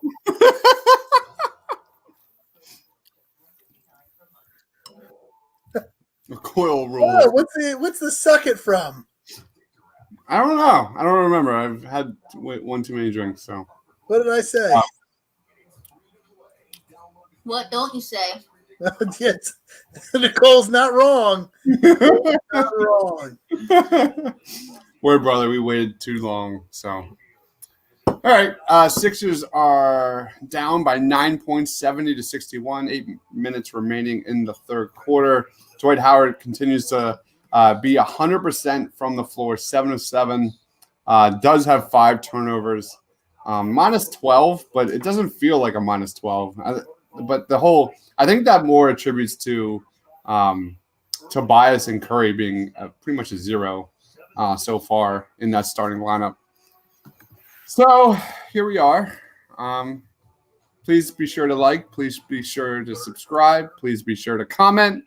Again, if you're an NBA fan, if you're a Sixers fan, we pump out content 2-3 times a day. So I hope you guys enjoy it. I have a new video out. My man Brock has a new video out. Brock compared Tobias Harris from the Clippers under Doc Rivers to how it could translate into 2021. What was my video about? Oh, I did why you should be pumped as a Sixers fan. And that's really primarily about Dwight Howard, Shake Milton, and Tyrese Maxey. I think those three are going to be terrific for the Sixers this year off the bench and give Ben and Joel the supporting cast they finally need. I started Broxing, and it's good. It's good. So definitely watch that. Watch anything on here. Watch a lot of anything on TPL. If you guys are into different sports or different into whatever, there is just randomness going on all the time with different podcasts, different shows, different things. I want to give a shout out to Ty, who did the first podcast for a golf podcast. A lot of fun that's going to go on. They've got some exciting stuff that's going on. I don't know if you have more to speak about that, but they have a lot of. We Pull the Pin podcast. They did a preview of the PNC Championship Father-Son Challenge that's going down tomorrow. So if you love golf, these guys are actually good at golf, not like me or you. No, I am garbage. I'm garbage at golf. But I'm a social golfer. I go to like drink, have fun, be with my boys, and just like laugh, kind of just check out. But these guys, Steph Curry 3, oh man, short. These guys are actually good, and they're going to be doing lessons and teaching you how to play golf, the best equipment, but they'll also be previewing and live streaming. Woo! Nice block by Toby. Good block. They're going to be giving you tips how to be a better golfer. So that's called Pull the Pin podcast. That started last night. So it was great. Had a great turnout, like 300 views for their first show. This is terrific. So really exciting. Really exciting. We're also bringing, might as well break it out here. We're also bringing on a general sports pod that'll be starting after the new year. And we're also starting a daily live stream from like 5 to 6, Monday through Friday. That'll be phone calls, bringing you on, the fans, to talk about the top storylines and headlines in Philadelphia sports and sports in general. So my man Dylan Davis, who's the host of the Faithful Fanatics podcast, he'll be running that. So we're going to be doing phone calls and like phone-ins and all that kind of. Yeah, that's happening. So like, I'm going to be bitching and complaining to you guys all the time. I mean, what else is there to do in Philadelphia sports? That's all I'm going to do. I'm going to call up and be like, hey, this player sucks. This player sucks. This player sucks. You'll fit right in. I love it. Oh, that's awesome. That is absolutely. And we'll be live streaming pretty much every Sixers game and Flyers game moving forward. So that's going to be really, really fun. I just can't wait till the Eagles are over. I said that to my wife this morning. I was like, "Oh, the Eagles play this weekend." How many weeks left? And that makes me angry. It's like one of those things. Like I might be laughing, but like I swear, like it hurts on the inside that like I think that way and I feel that way. Like the dread the Eagles playing. I don't know, man. There's a lot of work that goes behind the scenes in terms of prepping the best game plans, the best matchups, the best how the Eagles should attack, where they should attack for success. And you just see Doug Pearson do the exact opposite over and over and over again. Yeah, I'm just like throwing my head against a brick wall over and over and over. Doing it. Like, yeah. Can you do this? In a world of mediocrity, one team will rise above and conquer them all. One man, one day. One day. One Cabana Boy. The Cabana Boy. You know that man? Yeah. What's his name? The greatest. The little Cabana Boy or something. No, it's Fluffy. He's like the Cabana Boy. Oh, so good. So good. What is that? Now I feel like we need to read every comment like that. Tobias and Steph will benefit from a more structured offense. The preseason freestyling suits Ben and Dwight. In a world, Danny Green looks sharp on defense. In a world where I'm in the Navy, repping down in Virginia, I hope the Birds win it out so all these football teams fans can shut the fuck up. I'm surrounded by them. I edited that one a little bit. That's great, man. Oh. Until the Sixers take the lead, we have to I think we should continue up this. Is that what we do? No, I want to have a voice by tomorrow. No. I'm not even doing a good in the world. I know. I'm off. I'm off. I usually have a pretty deep voice to be able to do this. I'm not on my game. You haven't drank enough. Yeah, I guess I need more alcohol. Yeah, that's exactly. I'm about to do the switcheroo coming soon though. What are you switching to? Tito's. That's all I got. What are we doing the? I have some Jack, but I want to save it for the opener. What have you been drinking? Angry Orchard? Yep. So I got this keg. So I have a what up, cuz? What up, cuz? What up, cuz? So I have we got a six stool of this. It's Vault. Let me see what it is. Oh, do this. And can you do the Louis Armstrong? That's hard. Hold up. He's actually you to sing. And I think to myself, World. what a wonderful world. All right, Sixers making some noise here. They're only down. That's because we're doing In a World. Doing the voices. Yeah, that's what happens. That would be hilarious. Never mind. I'm not going to say that. No, knock on wood.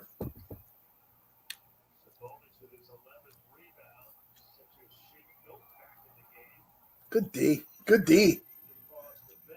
Ooh, nice pass, Ben. Oh, sick. Oh. Is that Rob's? Is that Rob's man? Yeah, it is. Literally my cousin. Yeah, Tony Bradley. Rob loves him some Tony Bradley. I loved how you called him out on Twitter. That was he was trying to trade him the next day. We had my man Rob Lange. He does the madness on our Celtics live stream, and he was gushing over Tony Bradley. That's not an offense. It might have been. Come on. You got an elbow? Gushing over Tony Bradley, and the next day he's creating or commenting that he wants him traded for Joe Ingles. And you called him out on it. Oh, I loved it. Yeah, I was like, seriously. You're in love. You can't change. It's just like you can't trade Ward. There's no way of trading him. That's your man's right now.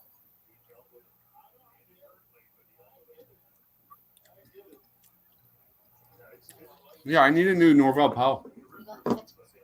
Norvell Powell was my guy last year. I don't know who my guy is this year. I love the Greg Wards. I love the Norvell Powells. Yep. Those are my guys. They're my guys. I don't know. Now that there's shake. Woo! Great pass. By the way, that's a great pass. Drawing in three defenders. Here we go, shake. Let's go, shake. By the way, so it's a public offering is what I'm drinking right now. So I got a six stool of it. It is effing my day up. Is it strong? I drink three of them and I'm hammered. And I gotta go through a whole six stool of this. Cassius Stanley, man. I like that guy. I was a big fan of Cassius Stanley. Not even just because of the name, because of the ball playing. We got some family loving going on here. Chris Dunn, Tim Bruce, got some family loving. I love it. Oh, is he saying what up, cuz? Is he saying Chris Dunn and Tim Bruce saying what up, cuz? Literally cousin. Yeah. There we go. Yeah. Shake. Chris Dunn says nice shake. Joe Engels is a nice pick and roll playmaker, but doesn't shoot enough threes. Can we go back to Mark? Can we go back to Marky 215? Dude, I would love to see Toby getting wide open shots coming off the roll. He was shooting 40% plus. It was like 42% coming off of pick and rolls when we traded for him. And then we did nothing with that. He's not an ISO player. He is a straight up get him off the roll, pop and shoot. That's what I want to see him get back to. It's what we're going to see him getting back to. I'm fine if we're losing him in a Harden type deal with no Simmons. But if you get me him on that type of gameplay where he's just ripping around, popping, you're gonna see buckets all day from Tobias. Yes, sir. Yes, sir. We got a fan. Ty loves you. Ty, we just called you out. Yeah, we just did a plug for the Pull the Pin pod, man. Just pull it. We got my man Justin. Don't make me pronounce your last name, please don't. Persicity. I'm gonna try it. It's Persichetti. Did I get it right, Justin? You son of a! How dare you? Because I had it. Did you really? Yeah.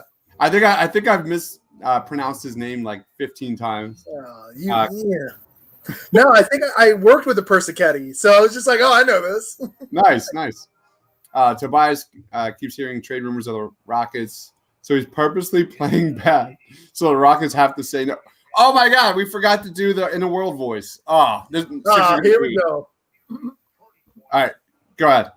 In a world when Harris keeps hearing the trade rumors, sorry, trade rumors for him for the Rockets. So he's purposely playing bad, so the Rockets have to say no. Wow, I'm riveted.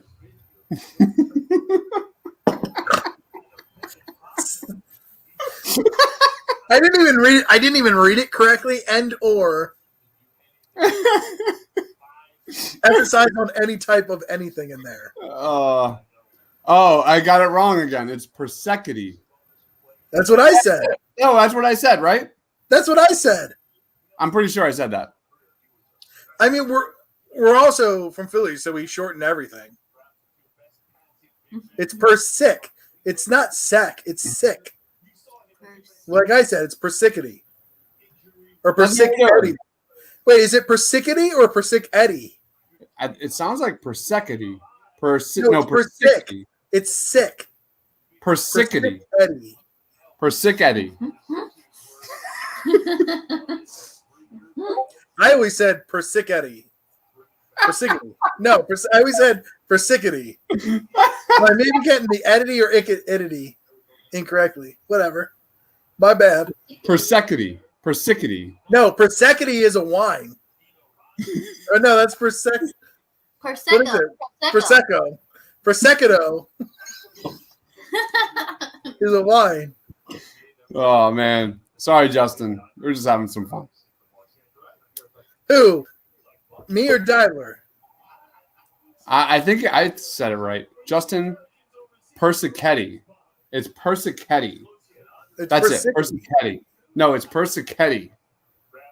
It's Persicity. You're wrong. You're wrong. Y-O-U-R. Shake again? Ooh. Dude, shake is so. Oh, let's go. Wait, by the way, there we go. There we go. All I'm going to say is the ability for them to draw in a defense to then dish it out for allowing that has something that we haven't seen in years.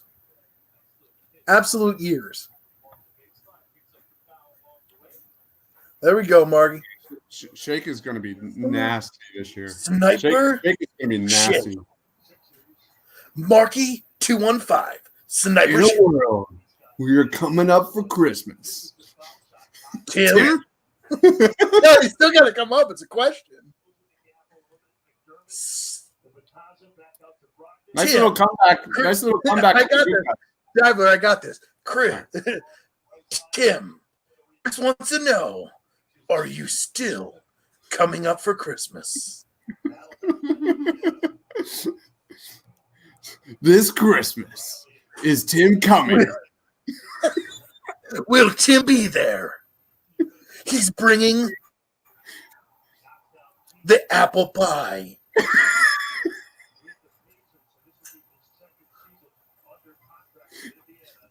Oh. Oh. Man. This is what happens when you wake up at 2:30 a.m. and do Mandalorian pods, man. I'm geeking out. Yeah. That's what happens when you invite me on a podcast. We get drunk. Cheers. Cheers, by the way. Cheers. I might need a refill soon. Okay, me too.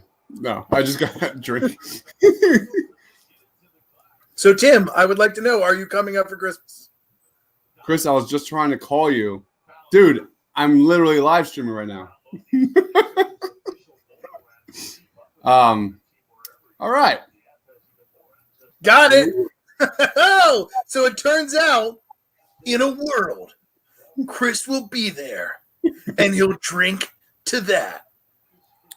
Sorry, Tim will be there and he'll drink to that.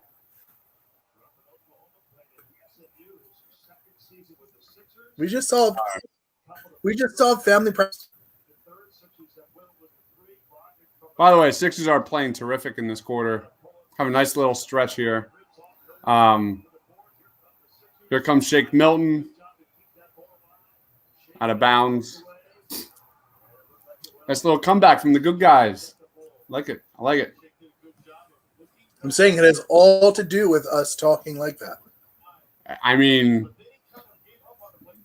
it's science. Everyone knows that. I love a little like floater from Shake here, man. Yeah, dude, that's a solid shot. Also, he's drawing contact, so him getting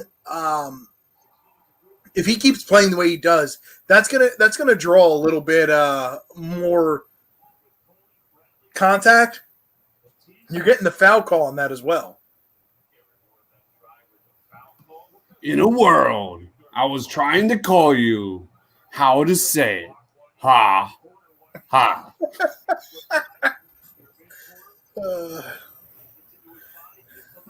Yeah, Tony Bradley, let's go. Wait, sign him up. The Sixers have the lead. Do we stop making the voice? Do we stop making the voice? We literally made the voice the entire time so the Sixers would get the lead, and now they have the lead. Do we keep making the voice? Let us know in the comments.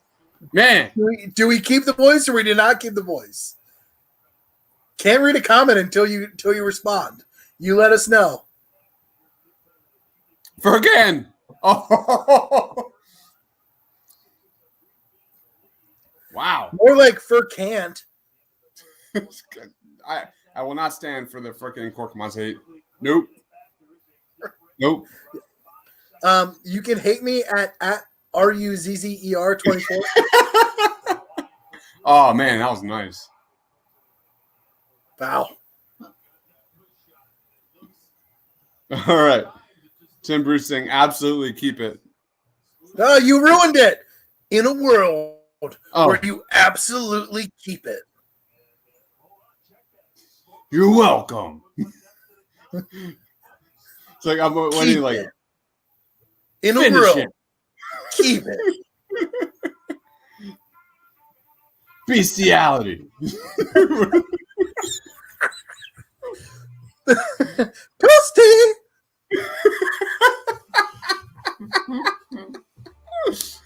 All right, we're down again. The Sixers are down. The Sixers are up. Sixers are up. My bad. Sixers are up. But I guess we'll keep it. I guess we'll keep it flowing. Nice little comeback by the Sixers. Speaking of flowing, I'm gonna go fill my beer. Keep it flowing. All right, man.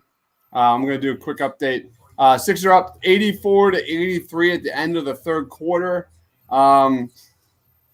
Yeah, Shake Milton had a really nice third quarter there. He's now up to 12 points in 18 minutes. He's now a team leading second best plus 17, if that means anything. Tony Bradley had some really strong minutes there.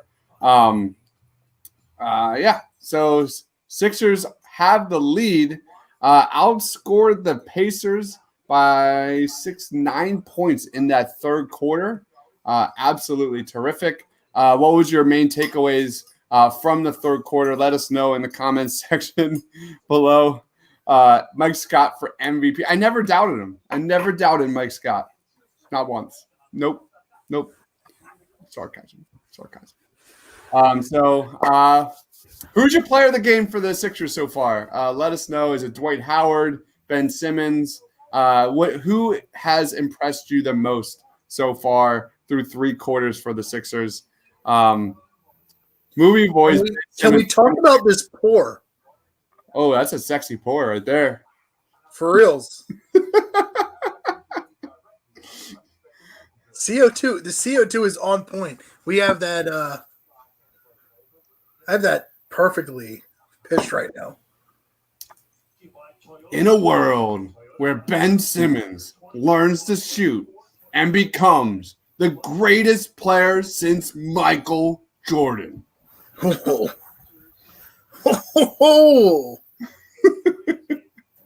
do not say that. By the way, who's the voice of that? We're gonna need to give a. He passed away. Didn't he? This guy, he was super famous. It was early. It was early 2000s. Shake Milton running the offense here early in the fourth quarter. Mike Scott again. Mike Scott. Boom, boom. Here we go. Mike Scott, man. On fire. Yep. Man. Absolutely on fire. All right. Pacers go right back with a 3.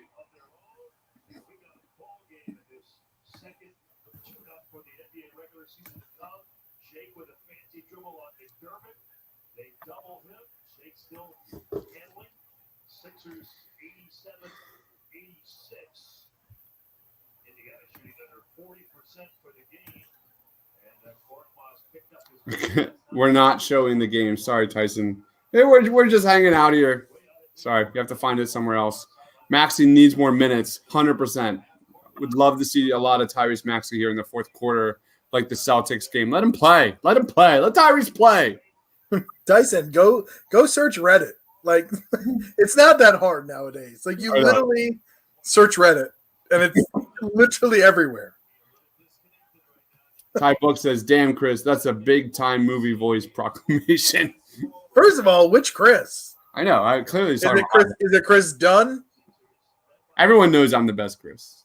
I mean, there's only one Chris, and it's me. So, wow, look at those bench points compared to the Pacers, baby. That's what you'd love to see. That's off the Sixers ball, baby. Yeah, Sixers ball. Going the other way. Mike Scott. Are they going to keep it for the Pacers? What's going on here? That was clearly off the Pacers. Looks like no one knows.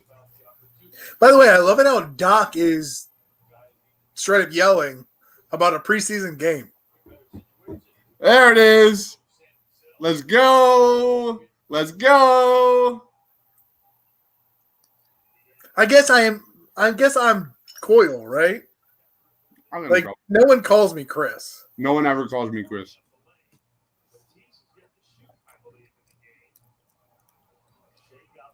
That's a very sad. I mean, how much did we talk about Matisse today? Matisse has yet to take a field goal in this game. He's not even moving. Look at some of the other players when you're watching this game and just watch how he interacts with Let's go. Let's go, Shake.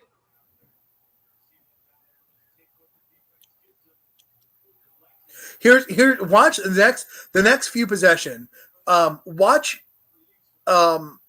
Shake and Mike Scott. and how they interact a little bit different with each other, or not with each other, but like how they interact within the court. Because you're going to see a guy who's been in the NBA for a little bit, who's looking for a spot. Back-to-back threes by Shake and Furkan here in the fourth quarter, man. Good guys are coming on strong, baby. Let's go. My man Dunder, dude. Furk. Also, that's a poor decision on Furkan. Here's Matisse. Stolen by Matisse. What does he do with it? It gets stolen.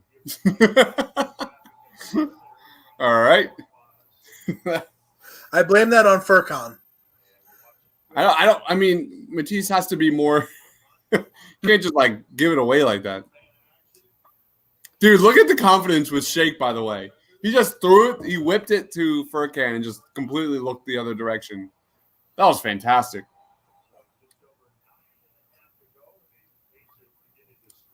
Because he knows he's drawing the pressure. He's pulling people away from different players. You saw that with the last couple times that he came in. Like, he had the ability to just drive. And you see him come in and he did that little,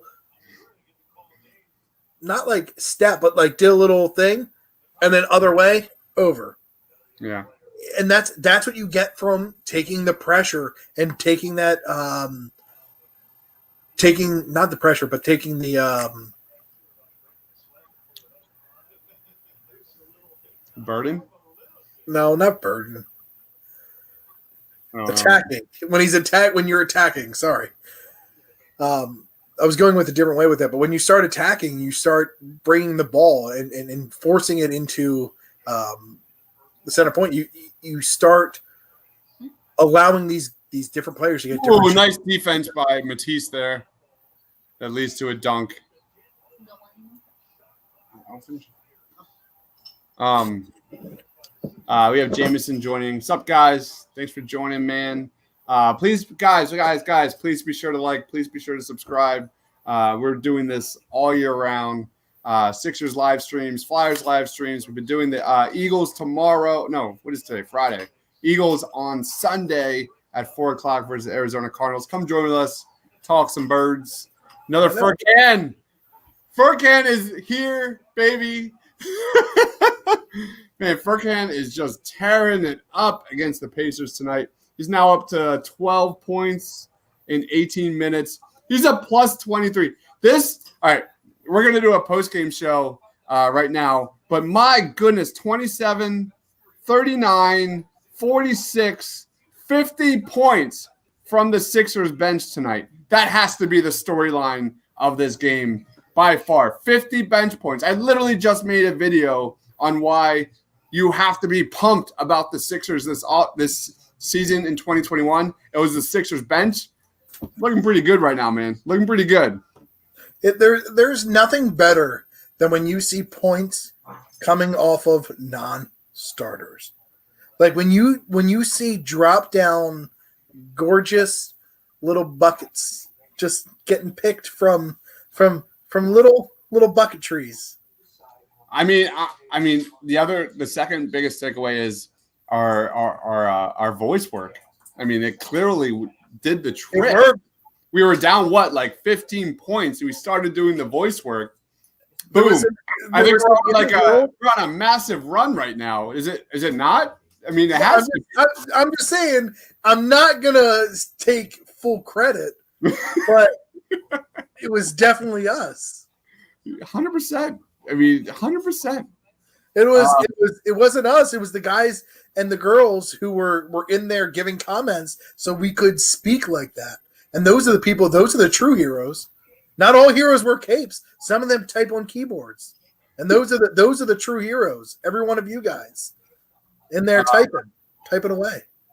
Dunedin says no one can leave Furk open. Eyes above says, "Wow, Furkan is on fire." Jameson says, "I'm new on this chat." Marky215, thanks for joining, Jameson. Please subscribe. By the way, Marky215, great comments all night. He has a great. He always has some stuff that you're always giving thought about. Great, it's a great time. We have a really good crew here, and I'm really just so humble. But we have a really good audience of people that are just good people, and they're just always making amazing comments. Ferk looking good, I must admit. I hope he can keep it up. Ty Book says Sunday birds. Dylan is loving Furkan going off. So the funny story about that is they did a podcast where a couple of them ripped Furkan Korkmaz, and the Furkan Korkmaz people went off on them, during the video and in the comment section. It was absolutely hilarious. And Ty Book says bench looks great, most complete this team has been in ages. Period. That has got to be the main takeaway so far. We still have Shake. Oh, Tyrese Maxey is back in the game with Shake Milton facilitating the offense. Let's go. This is an offense that I'm really interested in seeing, where you get a kind of two people who are able to pressure or able to attack. So I'm actually very interested in how this is going to work. I want to see Thibault move off the ball on this and see how this is actually, well, obviously it's not working. Well, Shake is substituting here. Looks like Shake is done for the night. Yeah. Shake is done for the night, I would imagine. Who they pull? Do you know who they put in? That is the new guy that's not going to make the roster. I'm drawing a blank what his name is. Matthias, I think that's his name. Essentially the shooter that doesn't shoot. No, I can't. I'm blanking too. All right, let's get back to these comments. Maxey about to get his minutes. I'm calling it. You nailed it. Maxey is in. I like this lineup besides Matthias. I'm sorry. But yeah. Let's see. That's the Furkan, not the Furkan. The Tyrese Maxey show in the fourth quarter was terrific versus the Celtics. All right, Dunderdew says after being down 13, we come back and lead by 10. I don't know about you, but this team looks different. I don't know about you, but I think it was the voices. Let's be real. It's we started doing movie voices with all the comments. Yeah, had nothing to do with how the team was playing. It was our voices. Period. Clearly. All right, Tyrese Maxey leading the offense. This is what we came to see. This is what makes him such an exciting prospect. Furkan draws the foul from 3-point range. I love it. Ben Butler says Shake has some gravity. Open looks for Furkan and Mike Scott. Seems to me we finally have depth, says Chris Dunn. Yeah, that is a great point. We don't need to worry about losing our lead every time Joel sits. How many times did you see Joel Embiid go to the bench and it was like a tractor beam for every freaking team going straight to the basket, easy buckets in the paint? That's not going to happen with Dwight Howard. So that is definitely something to keep an eye on. And they got more offensive firepower off that bench to kind of not make it a negative every single freaking time. I don't want to take credit for this leash change, but I will. We're just messing around, guys. No, I'm just saying he will. The voice. He voted for us, but he did. There's cheers to that. Cheers, guys.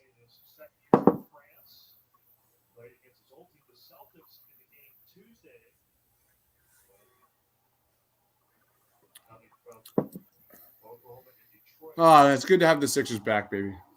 It's good to have them back. Good to have them back. I mean, it's good to actually just watch basketball in general, right? Like, it's good to be excited to watch Sixers basketball. Right? Like, how brutal was 2019, 2020? Like, that was a train wreck. Just the most emotional roller coaster. They win, they lose, they win, they lose. They shoot lights out. They play great defense at home. Then it just completely falls apart on the road. Like, they actually have pieces in place, a roster. Oh, Matisse. with the he got fouled. They actually have a roster in place that fits. They actually have a scheme that's going to be put into place where they can have more spacing. Like I am so excited to watch Sixers basketball where I can be on Twitter and you don't get that photo of like Horford and like Ben Simmons or Horford and Joel Embiid literally stuck in the paint right next to each other, and I don't have to deal with that nightmare spacing this season. Yeah, it is. It's one of the. I was on the wrong side of the Horford Express.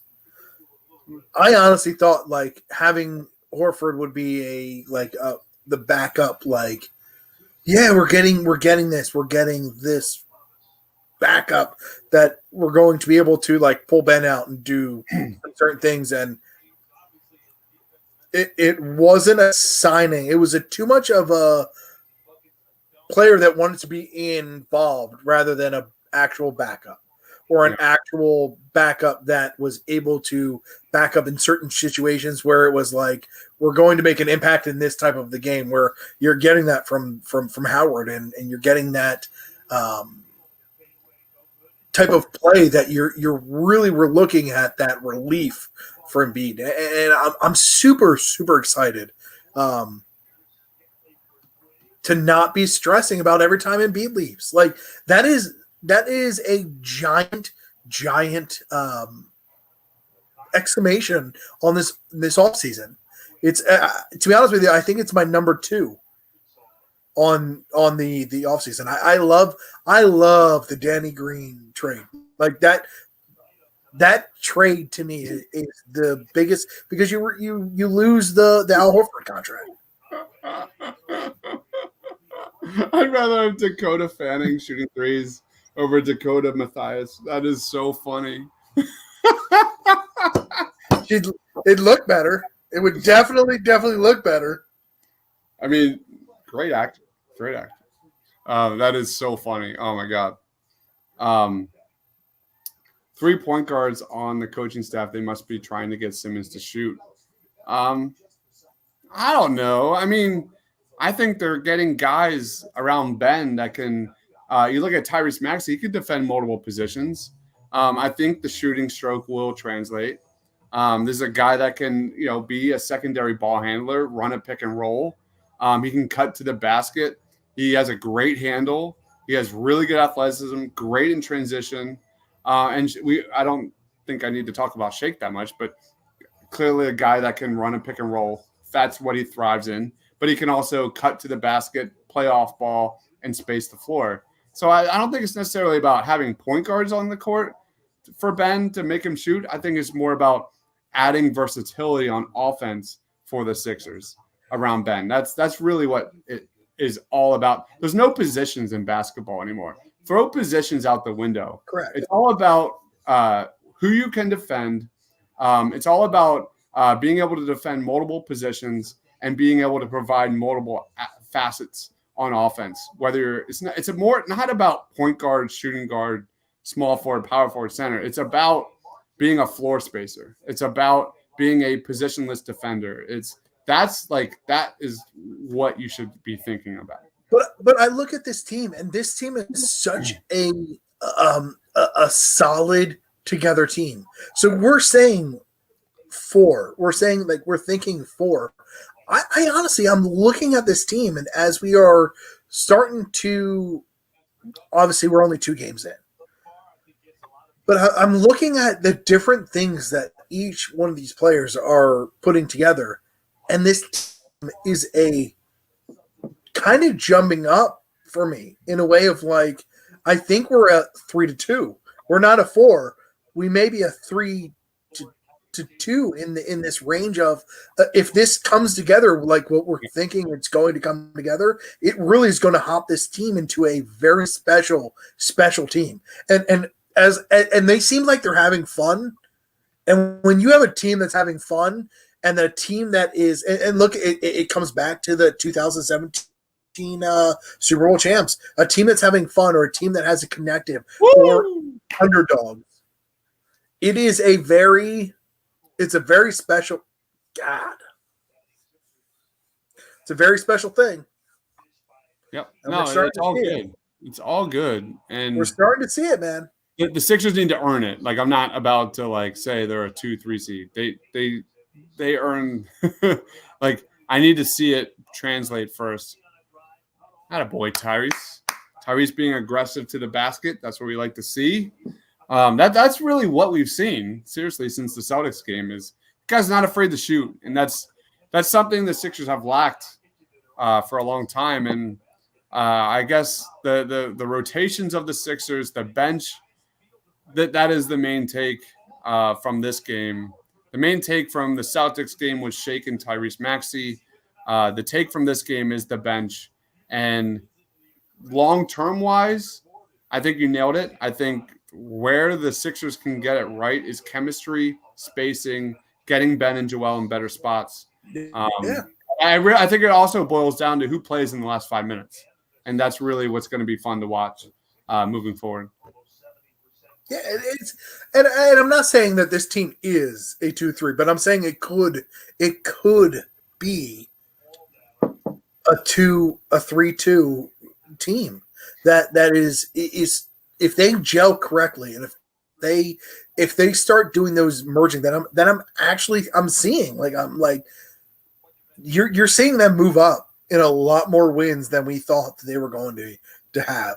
They're going to beat some tough competition, and it's going to come down to a lot of defensive play. It's going to come down to a lot of how that bench interacts and how that bench gets to score points and how they deal with a lot of things.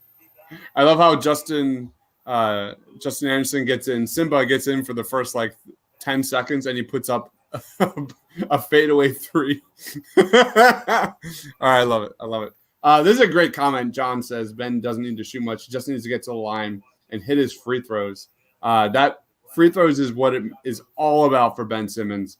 Last year, actually went down on his free throw attempts, 5.2 attempts per game. What you want from Ben, have that aggressive mentality, attacking the paint, not afraid to get to the rim and get to that 8 to 10 range per game. And that's where I think the next logical step for Ben Simmons is not. I would love to see Ben take open threes, but logically, Ben getting to the free throw line and making a living there, that is way more important. Let's get Joe some confidence. Maxey is dominant. I mean, I just love his aggressiveness.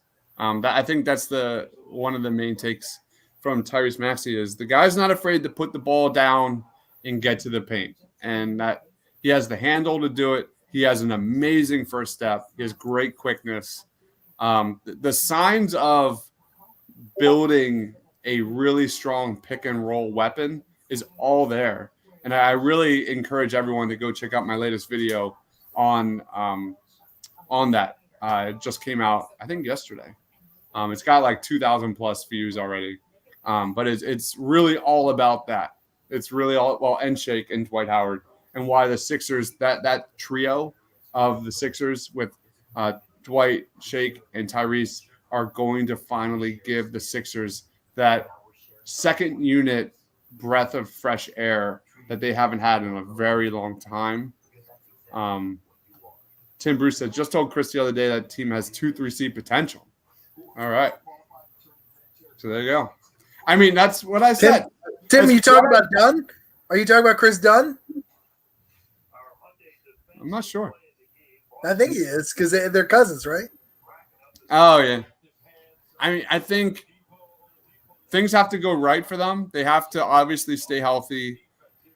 They obviously have to – I mean, wouldn't it be nice to have a starting five that plays together for more than a handful of games? That'd be pretty nice.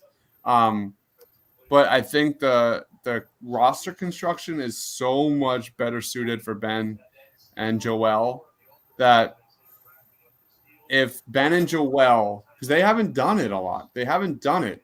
If Ben and Joel can figure out the pick and roll and really kind of weave in and out, and we deal with the growing pains, but we deal with what could be a major second half run for the Sixers this season, that's what I'm looking at. And I do agree that I'm in that like 4 range, but if like 2017, what was that run they went on in that season? Remember that run? Like they went on a crazy ass run. Yeah, it was the end of the season run where they just wouldn't lose. That's what I'm thinking. That's exactly in my head where this team could really start to gel. You know what's funny about this team too is I feel like this team is good, and then you get a Philly fan base. If once we get back to an actual like home game, I feel like this is a reactionary team that can also hype even more than us being in there, because we would strictly only win at home. We were dealing on the home energy, the home type of thing. This team doesn't need to deal with home energy. Yeah. This is a winning team that's going to win in a lot of places. And then you get that home energy, and you're also going to get that pump up. Because it's refreshing to see a general manager and a coach be on the same page. It really is. Like, we haven't even seen Seth Curry's transition game to be able to pull up from 3. There's a lot that we haven't seen Seth Curry in the DHO or the pick and roll. There's a lot that we haven't seen yet. Like last year, you had a team that was built on bully ball. You had a team that was built to out-rebound everyone, out-muscle everyone, and win at the free throw line. That didn't happen. But you had Brett Brown, who wanted to just shoot threes all day long. Pace and shoot threes. This year, you just have like a roster that seems to be built around its stars rather than building around talent. And knowing the Doc Rivers pedigree, knowing how many coaches they've added across Dave Yeager. I forget the Pacers coach that I'm drawing a blank on to actually build a defense. So that it's Paul Reed. We got the Paul Reed there. Yeah. By the way, thanks everyone here for watching, subscribing, commenting. It's terrific. The fact that we're in a preseason game with 3 minutes and 41 seconds left in the fourth quarter, and we have all these people watching is pretty freaking awesome. Thank you, everyone. This is crazy. But yeah, defense is struggling here in the final minutes. Nice defense by Tyrese Maxey there, though. You're never going to worry about his defense. That guy's a dog. You know, he was prototypical, like his dad was a coach. This guy lives in the gym, man. Lives in the gym. God. That all freaking hand. His off hand, that the play that we just witnessed of him just dropping the ball, hesitation, and then attacking, and then the push out, is one of the sexiest plays in basketball. That it gets so. Tyrese. Dude, that was nice. And 1 max. Let's go. Man. He's going to get some minutes. And his minutes are coming soon. You think so? Oh, yeah. Woo! That was fantastic. They're coming soon. His ability to do certain things are on a level of a different player. Well, you're also you see what he can bring you on defense and put pressure on a defense, but he can provide excellent defense as a rookie. Like, he's going to get minutes. You're going to see a lot of a Ben Simmons switch out with him, and they're going to do a little bit of a they're going to have to swap out. All right, so who are I'm trying to think how is this going to line up as. So they're going to do a Ben, Seth, Danny, Tobias, and Embiid, 100%. So they're going to pull out Curry to do you may see a lot more of a Mike Scott because of size wise, where you're gonna pull. You're gonna do him. You're gonna do a Maxi with a Scott and a Curry Simmons kind of switch out. Mm-hmm. We're going to see a lot more attacking with Maxi, where you're going to get that open shot with Scott. So what I was talking about earlier, where you're going to see Mike Scott needed that little extra point of time. You may see a little bit more of that because you're going to get that from Maxi straight up attacking. He's going to be an attacker, and you have to watch him attack because he scores. Obviously, you're seeing him score on contact. So you're going to see a little bit of that switch where Scott's going to have that little bit of extra time where they're going to actually have to worry about him. And it's either him getting a layup or them looking at Scott. I love this comment. Tyrese Maxey needs a nickname. Yeah, they pull out a Simmons and you need a maxi pad. Oh my God. Come on, man.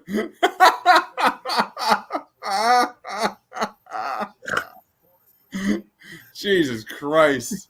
God, he's defensive. He has protection. The maxi pad. Oh, that's terrific. Oh, you don't get that anywhere else, man. You don't get that anywhere else.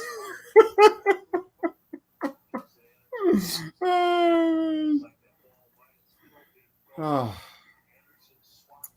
I mean, he doesn't not allow any leakage into the paint. No leakage into the paint. He literally soaks up every single thing that comes here. He has periods of play that go smoothly.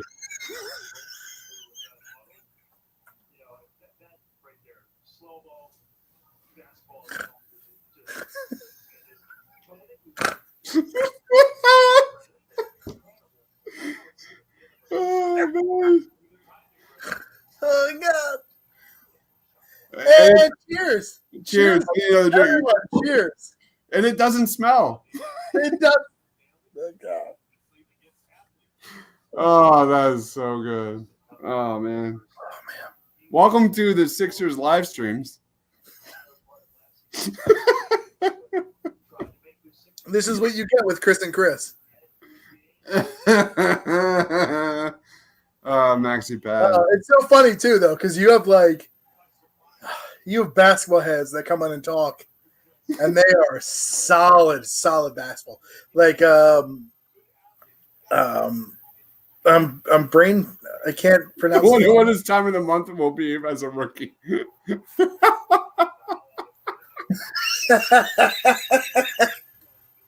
In a world where there's a time of the month, here comes Maxi Pad. Oh man, that is so funny. Oh man.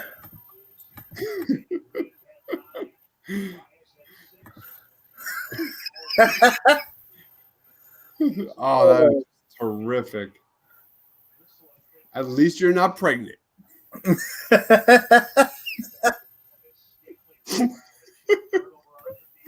Anyway, we have derailed.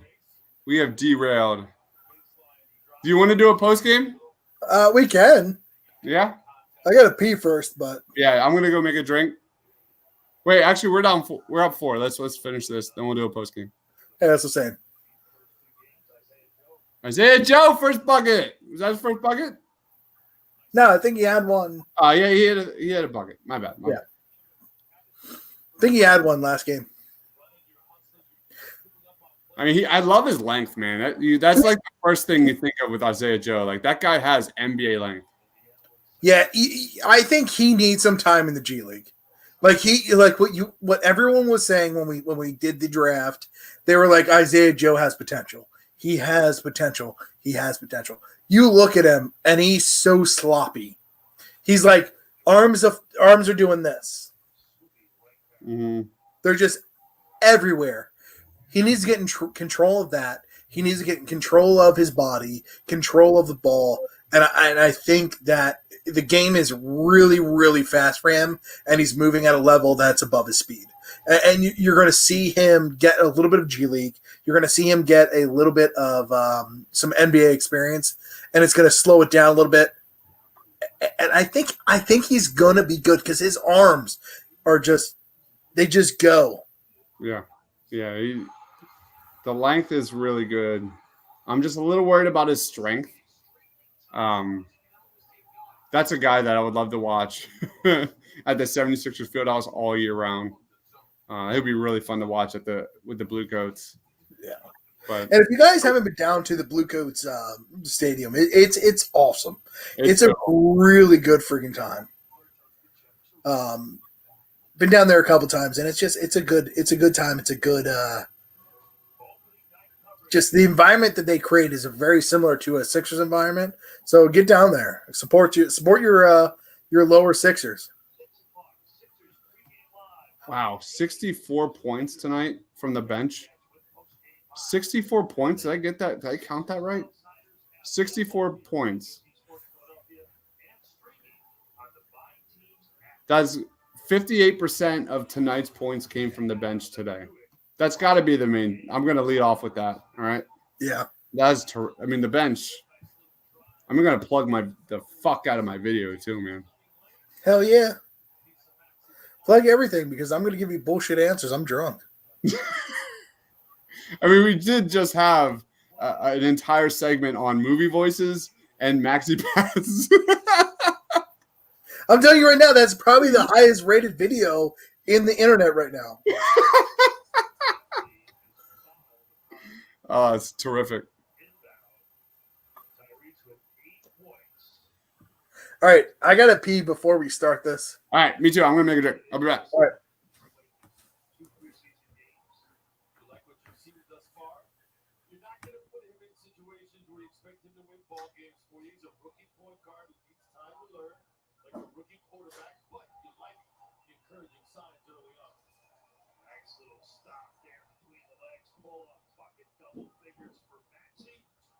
Sixers going to win this game up 8 with 38 to play. Long try. Indiana able to get the field goal. Long delivers. Full court pressure. 5-point game. Maxey along the sideline to Anderson. And it got batted out of bounds. Got to anticipate that contact. Know it's coming if you're Anderson. They're going to be slapping and reaching. 11 threes for the Pacers. A dozen for the Sixers. Reed makes himself available. All right. Oh, did we miss the Tyrese Maxey 3? Oh, I got to rewind. Hold on. How did I miss that? Oh, man. Tyrese Maxey 3?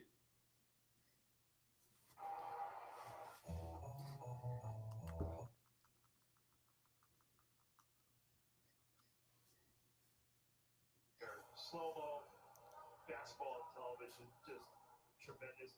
But I think we watch so much basketball, we take that for granted. It was incredible. I know it's here at the end of a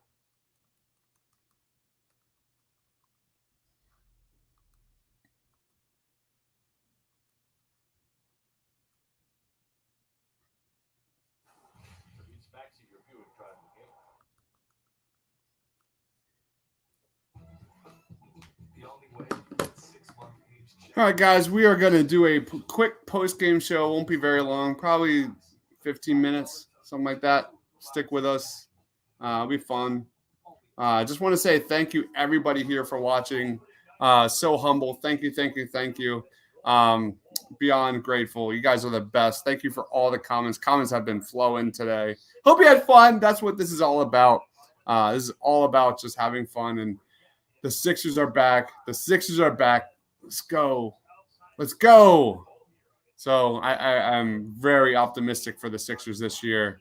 Everyone should be. And I think the other benefit of tonight is the Ben Simmons haters have been quiet tonight. So that is also very nice.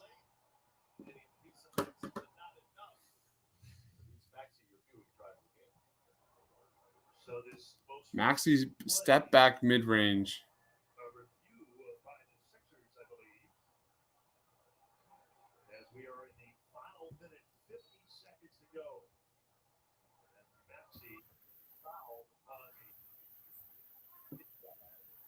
Oh, we have one more request, Coyle. I need something to say. All right, guys, comment. What do you want my man Coyle to do a movie voice in?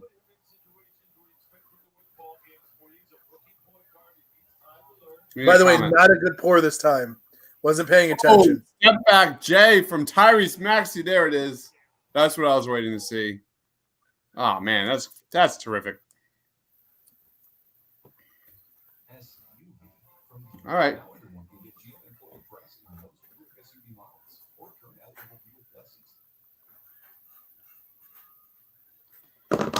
All right, Sixers move to 2-0.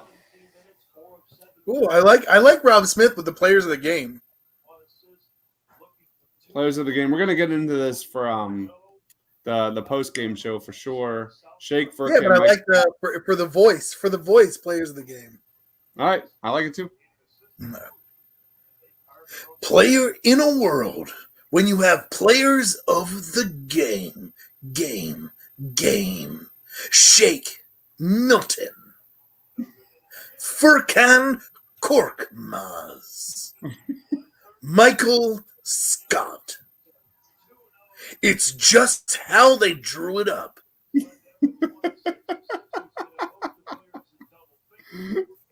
Oh, that's terrific. All right, ready to do a post game? We'll wrap it up. Let's do it. Let's do it. Why not, right? I mean, mine's going to be terrible, so. I mean. Did I seriously just exit out? No, you're good. No, I exited out. What do you exit out of? No, what I add. You good? Yeah, I think we're right. Rob said, love it with the voice. Guys, we're going to do a post-game show. We're going to do takeaways. We'll do do you want to do player grades or just grades? How would you grade? I mean, can we do our favorite player grade? Let's do favorite player grade. Okay. And then just a overall. Cool. All right. Sounds good. We'll just wing it. Yeah. By the way, Rob, thanks for joining, man. Yeah. Oh my gosh, we have Jason here. Oh my God. What up, Jay? What's happening, guys? How you doing? Good. How you doing, man? What a big win, huh? Our professionalism just went up significantly. Just so you know, I've got the Zoom. I'm in the lobby for the Zoom after the call, so I might jump out of here when we hear that start. And I'm gonna jump out, but just figured I'd pop in real quick. Maxie look good again? Yes, very good. I'm gonna do the intro and then we're gonna get to the post game. How about we let Jason go first to be professional, and then the rest of us just. All right, let's go. I got to do the thing so I can break it up. All right. All right, deal.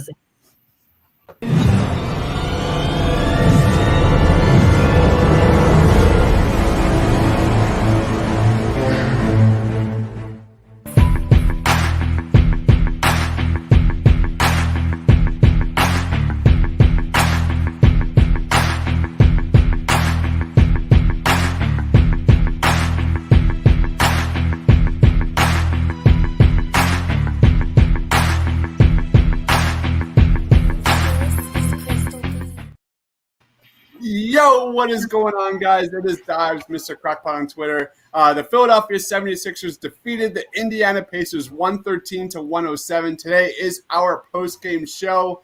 We just got done live streaming, and this is our post-game show. We're going to talk about our top takeaways. And joining us today is my man, Jason. You know him on Twitter at JBlevinsNBA. Jason, what was your main takeaway from today's game? Tyrese Maxey's good. Shake Milton is good. I think those are the main takeaways. The ball handling situation is better than we thought. Early turnovers, but really not so much on those guys, I guess. But yeah, pretty good. Tyrese Maxey's probably in the top 10 rotation. Doc Rivers said he's going to have a 10-man rotation. So you've got your starters, and then it's it looks pretty clear. Shake, Furkan, Dwight Howard, and Tyrese Maxey. Who am I missing? That's 5, right? I honestly think that you're going to see Maxey climb up that. We kind of talked about that earlier this live stream. It is his ability to attack and his ability to kind of control a game. I think you're going to see him climb and climb and climb into that 10-man rotation of what you were just talking about. Yep, I agree. I think he does some things that you really can't have too much of. So,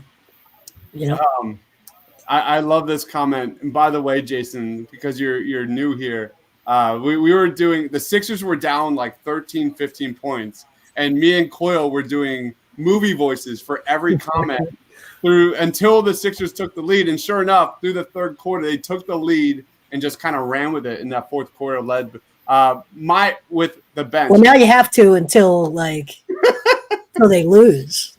Stick with it. It was terrific. By the way, he said, player of the game was the voices. I thought it's science. It's science. But the bench was my main takeaway. 61 points off the bench today. Absolutely insane. Led by Mike Scott. Never had a doubt. Plus 25. Tony Bradley plus 29. 7 and 6 boards. Tyrese Maxey, you nailed it, Jason, was terrific.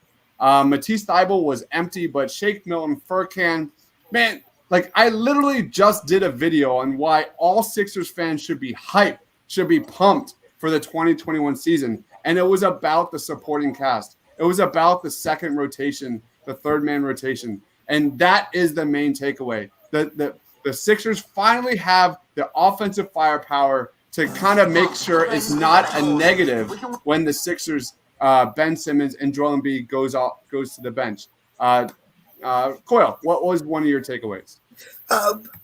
Dwight Howard. I mean, he was an absolute monster tonight. What were we at? 10 minutes. I don't even know if this. Yeah, 10 minutes, 4 rebounds, 14 points. I mean, he was all over the court. They were running a pick and roll off it. They were doing everything. I'm so excited to get into the regular season and see what they're actually going to do with this type of rotation with Joel Embiid and Dwight Howard. It's going to be a spectacular season. And like I said, I think we're going from a 4 seed of what we said at the beginning of the season to a little bit of a lower seed. But that's just my hype. Get me up here a little bit. Just from seeing some of what you said, this bench just fulfilling exactly what they are, what you are seeing and what you're saying. Jason, question: What is your take on Matisse Thybulle? Because we talked about what is his role moving forward with this team. Matisse Thybulle played 14 minutes. He had 1 point. Didn't take a field goal in this game. What is his role on this roster moving forward? And is he getting pushed out eventually? Where do you see this going moving forward? We talked about this pregame. He doesn't quite fit the archetype of what this team needs or does. He probably should have 2 points. As probably a clear path foul on the steal that he got. He was wide open to dunk that ball in transition. But he is, it's the season is long. He's got plenty of time to find his role, but you've got enough other guys here that are jumping out as yes, that works. That it's going to be hard for him to get those minutes. Jason, in order to settle in. Question for you, Thybulle. I think he has the ability to be that assertive player. Do you think a Howard has the ability to push him into kind of that next step of being I need to be more of an assertive offensive player? Because he has it on the defensive side. Is it something that he can do offensively? He can, but he's older than you think, and you really have to help offensively. You either need to be a complete knockdown 42% from three catch and shoot guy, or you have to have an NBA level handle and an NBA level vision for how the geometry of the game works. And he just doesn't have those two things. So his offensive upside is really going to be determined on whether he's knocking down 3-point shots, which open up back cut game for him to back cut and catch lobs and dunk that way. But he had a pretty bad turnover, I think, at one point. Did he have 2 steals? I'm starting to think he had 2 steals tonight. Yes, he did. Yeah, so he turned the ball over one time because he got a steal, dribbled, looked fairly good right up until he didn't, and he turned the ball over. So yeah, it's just not. It's just not quite there, and it only gets there with a ton of reps. And the fact that he's not 21, the fact that he's 23, 24. I just think people should temper their expectations. Okay. So it's going to be tough unless he just becomes just really lights out from 3. It looks like he was no shots. So it's going to be tough at this point because you're starting to see what that rotation looks like. Yep. Injuries obviously factor in here. You look behind him, you don't really see anybody that's breathing down his neck to be the next man up in a 10-man rotation once you have a couple of injuries. Yeah. So that could change things, but he's tricky. He's tricky, and we've talked about him a lot. Yeah, I feel like he's a player too who wants to play. So you're saying that 10-man there's no player breathing down his neck, but when you're not getting minutes, I feel like that's the breathing down your neck. Yeah, I think the one player that we did see tonight, and we talked about it pregame, we weren't sure. Terrence Ferguson got a few minutes tonight. Mm-hmm. He's the one guy that I think is a similar archetype of player. Yep. So now you ask yourself, as Daryl Morey starts to look at a bench that looks much better than he thought, is he looking at a consolidation type deal? And if so, you have to assume Thibault or Ferguson would be part of any consolidation deal. And a consolidation deal, I'm sure everyone knows. You wouldn't be on here if you didn't know. But it's where you take 2 or 3 decent players for 1 good player, right? Yep. And you package those contracts to make them match that sort of 8, 9, 10, 15 million level. You're not talking about a star. Probably you might be. You try. But he just feels to me ripe for a lot of people loved him last year. He's just ripe for a consolidation type package. Jason, I want to quick talk to you about Tyrese Maxey because that is like the most talked about topic in Sixers Nation. He had 11 points tonight in 17 minutes. He looked aggressive. This is a guy that seems to be, when he gets the ball, he is in attack mode. He had 8 points versus the Celtics. Shake Milton also looked terrific. Ben Simmons, I thought, had a stretch in that second quarter where he was straight dominant, especially defensively. Like, where do you see Tyrese Maxey's role on offense moving forward? Because we saw him get some he was a facilitator in that second half. But how is that mesh with Shake looking so great on the ball, Ben Simmons on the ball? Where does Maxey fit in there? Well, Shake can play off ball, so that helps a lot. What I really think people should get excited about with Maxey is both of these teams that played against him tried to press him, tried to trap him. They put immense ball pressure on him, and he responded by getting straight downhill and into the teeth of the defense. Yep. And that means teams are going to have to respect him and back off of him. Now, deep bench guys will play more aggressively like that anyway. They're just fighting for a chance. They see a rookie, they smell blood. But when you get into the regular season, there aren't a lot of TJ McConnell types out there who are willing to do that. And if a guy tries to do it and he makes you pay, immediately they start backing off. And he keeps a live dribble. He makes you pay for pressure. He has some nice finishing moves. There's a lot of good stuff And around Tyrese Maxey, but Shake's ability to play off ball just makes it a lot easier. And we talked about that a little bit earlier tonight when we were saying, did the off season not having that preseason jitter or that preseason play for Maxey help him? And I was on the verge of what you just said I think it did, because it allowed him to do that attacking and not have that off season of like, no, I have players that are going to tell me that I can't do this. He took that college game and pushed him into a player of being able to just attack, and he has the ability to do it. Now, if he didn't have the ability, obviously it would be something different, but I think he did have the ability to do that. What are your thoughts on that, of not having the off season?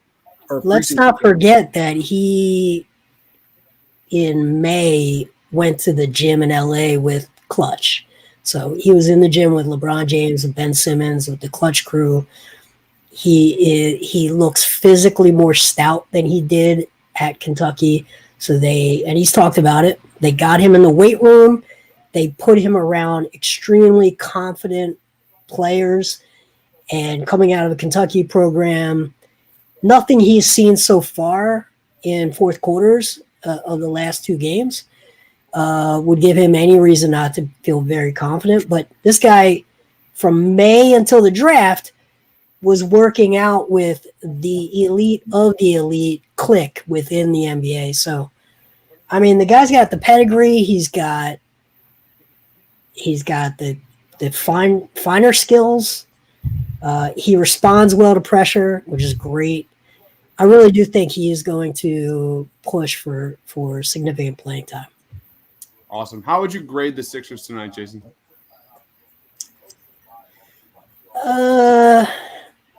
C. I mean, way too many turnovers in that first half. They didn't look great in the first half. Tobias looked pretty bad. I don't know what his. Tobias and Seth seem to be checked out tonight. Is that a bad? Seth is, again, we talked about this pregame. It doesn't seem like he and Ben Simmons quite connect on how to get him easy looks. And with a guy like that, you want to get him a couple of easy looks so that he can get hot, and then everything becomes easy. They haven't quite gotten there yet. I'm not concerned about that yet.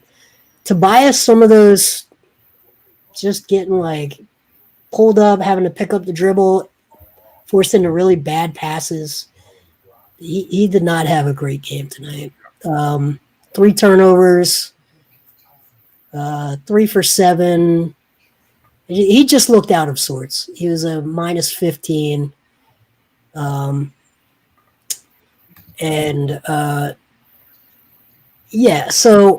I don't know, a C.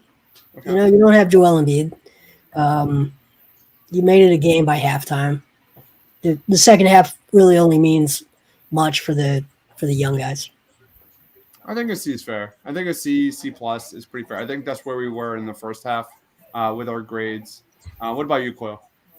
Yeah, I mean, I give a couple of the players as a team. You're at a C. I take it back. Hold on, and let me take it back real quick. All right, I give it. I think a C plus is fair, but the fact that we're talking about a Sixers team with a bench that drastically outscores the starting lineup, when does that happen? When has that conversation started? And the fact that we're actually talking about a Sixers second unit, third unit that is as deep as it is right now, that's extremely exciting. I'm going to bump it up to a B. Yeah. So that's what I was about to get to, but you ruined my spot. So thank you. You're welcome. You're an a-hole. You're an a-hole. Not I was looking over numbers as we were like grading, and I'm looking at we have a Danny Green 10 points, which I'm like I said, that was my highlight of the off season, with getting rid of with Al Horford. And then I look at some of the minutes that I'm seeing with some of these people, and I'm looking at Mike Scott with 15 minutes and 12 points, and he couldn't miss a friggin' shot. Obviously he did, but that off second of him being able to get ability to shoot. And we talked about that earlier, of him being able to just get that extra second and it's going in. And when you saw him getting that extra second, it was going in.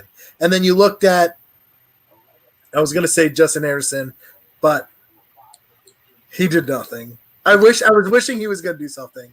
But no, you look at like just even Bradley just grabbing boards and him doing certain things. Like there's just little things off this bench that you're seeing that are making this team bump up into that next level. And like I said, this is a preseason game. This is something that we have to keep into consideration. But it is just this team is making me so excited. The roster construction. Like you said, I'm gonna jump to B. You're a jerk. Thank you. Here's one good thing for the night. A B. I'm going to say B minus. Brogdon had 21 points, 6 rebounds, 4 assists, but needed 22 shots to get that number. That tells you what Ben Simmons was doing tonight. Yep, I mean, that hit. That's what Ben Simmons was doing because and that has a lot to do with Ben Simmons not have to focusing on offensive stuff as well. Like you're taking Ben, and it comes back to why are we not trading Ben? Because you have a defensive presence that's going to take away from their sometimes all-star. That you're not getting points from Ben, but you're getting all of these other aspects of shooting around him when you're drawing from him driving, you're drawing. And basketball is a all-around sport now. It is not about that three-pointer. It is not about this. It's building a team that is able to meld together and is able to build that absolute ball and play a complete game. And that's what we've been talking about.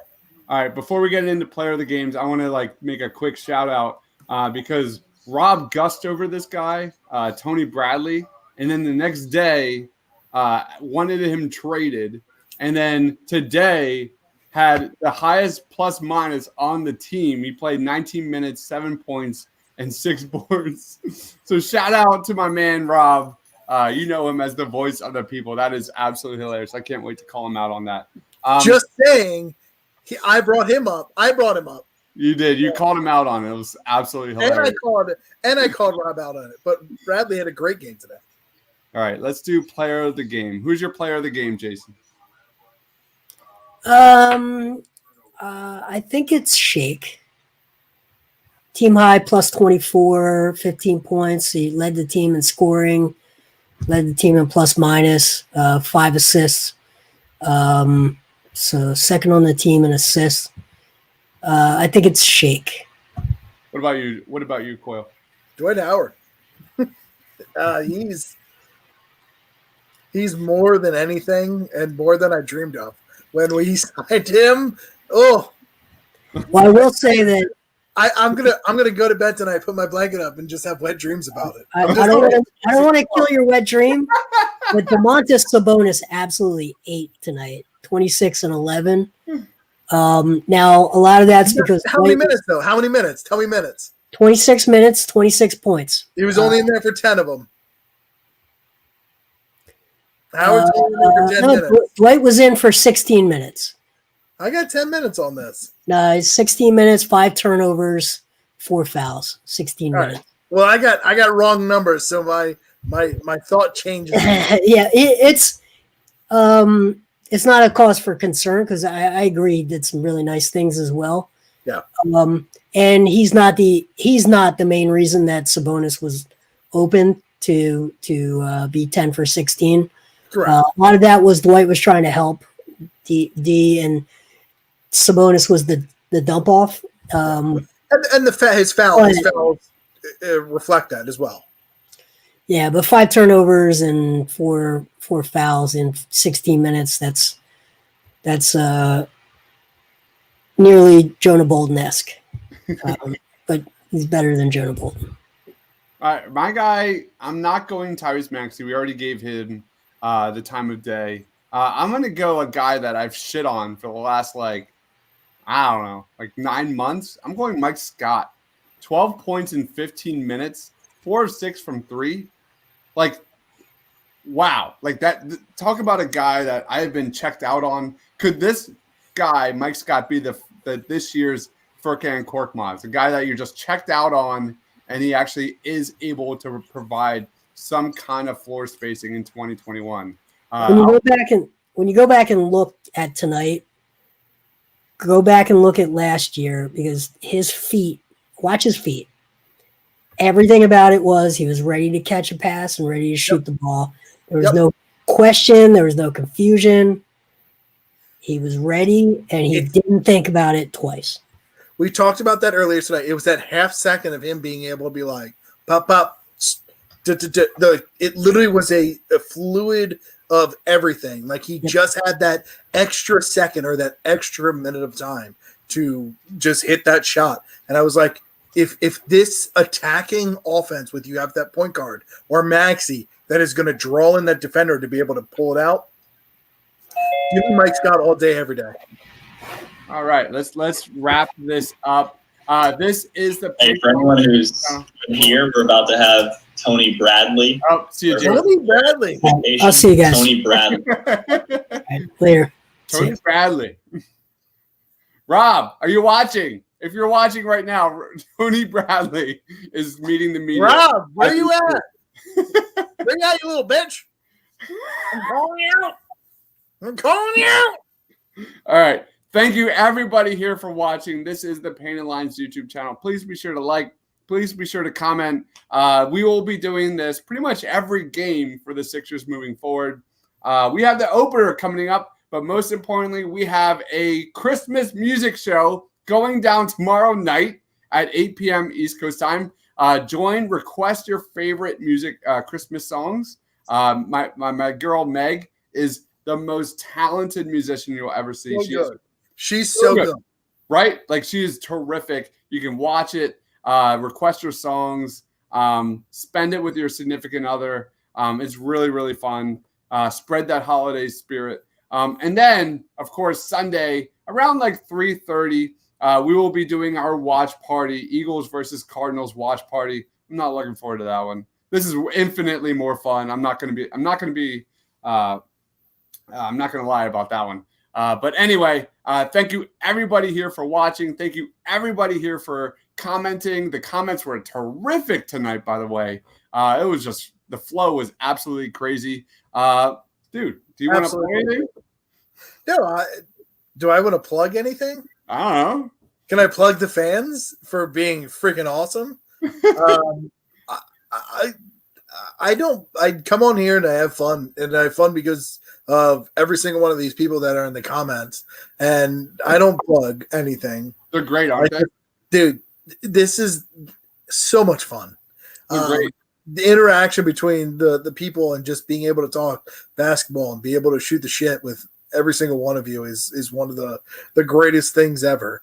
I can't explain how much fun this is that I get to watch basketball and then actually do it with people in a way of not doing it at bars. Because this is what I'd be doing at bars. I'd be talking over to this guy right here and being like, hey, what do you think of this? And they're like, I don't even watch basketball. I don't even watch it. Basketball, I don't even know what it is. And then I get to do it with you. And you guys are amazing. Freaking keep it up. Keep it up, guys. Thank you. We have Dunder Dude saying, had a wonderful time. If you had fun, that is literally everything. That's all we're looking for. Thank you, guys. Love it. Thank you. Please be sure to like. Please be sure to subscribe. We will see you tomorrow night during the Christmas show, 8 p.m. East Coast time. And then we will also see you during the Eagles versus Cardinals watch party. Save my soul. For Coyle, for myself, thanks for watching, guys.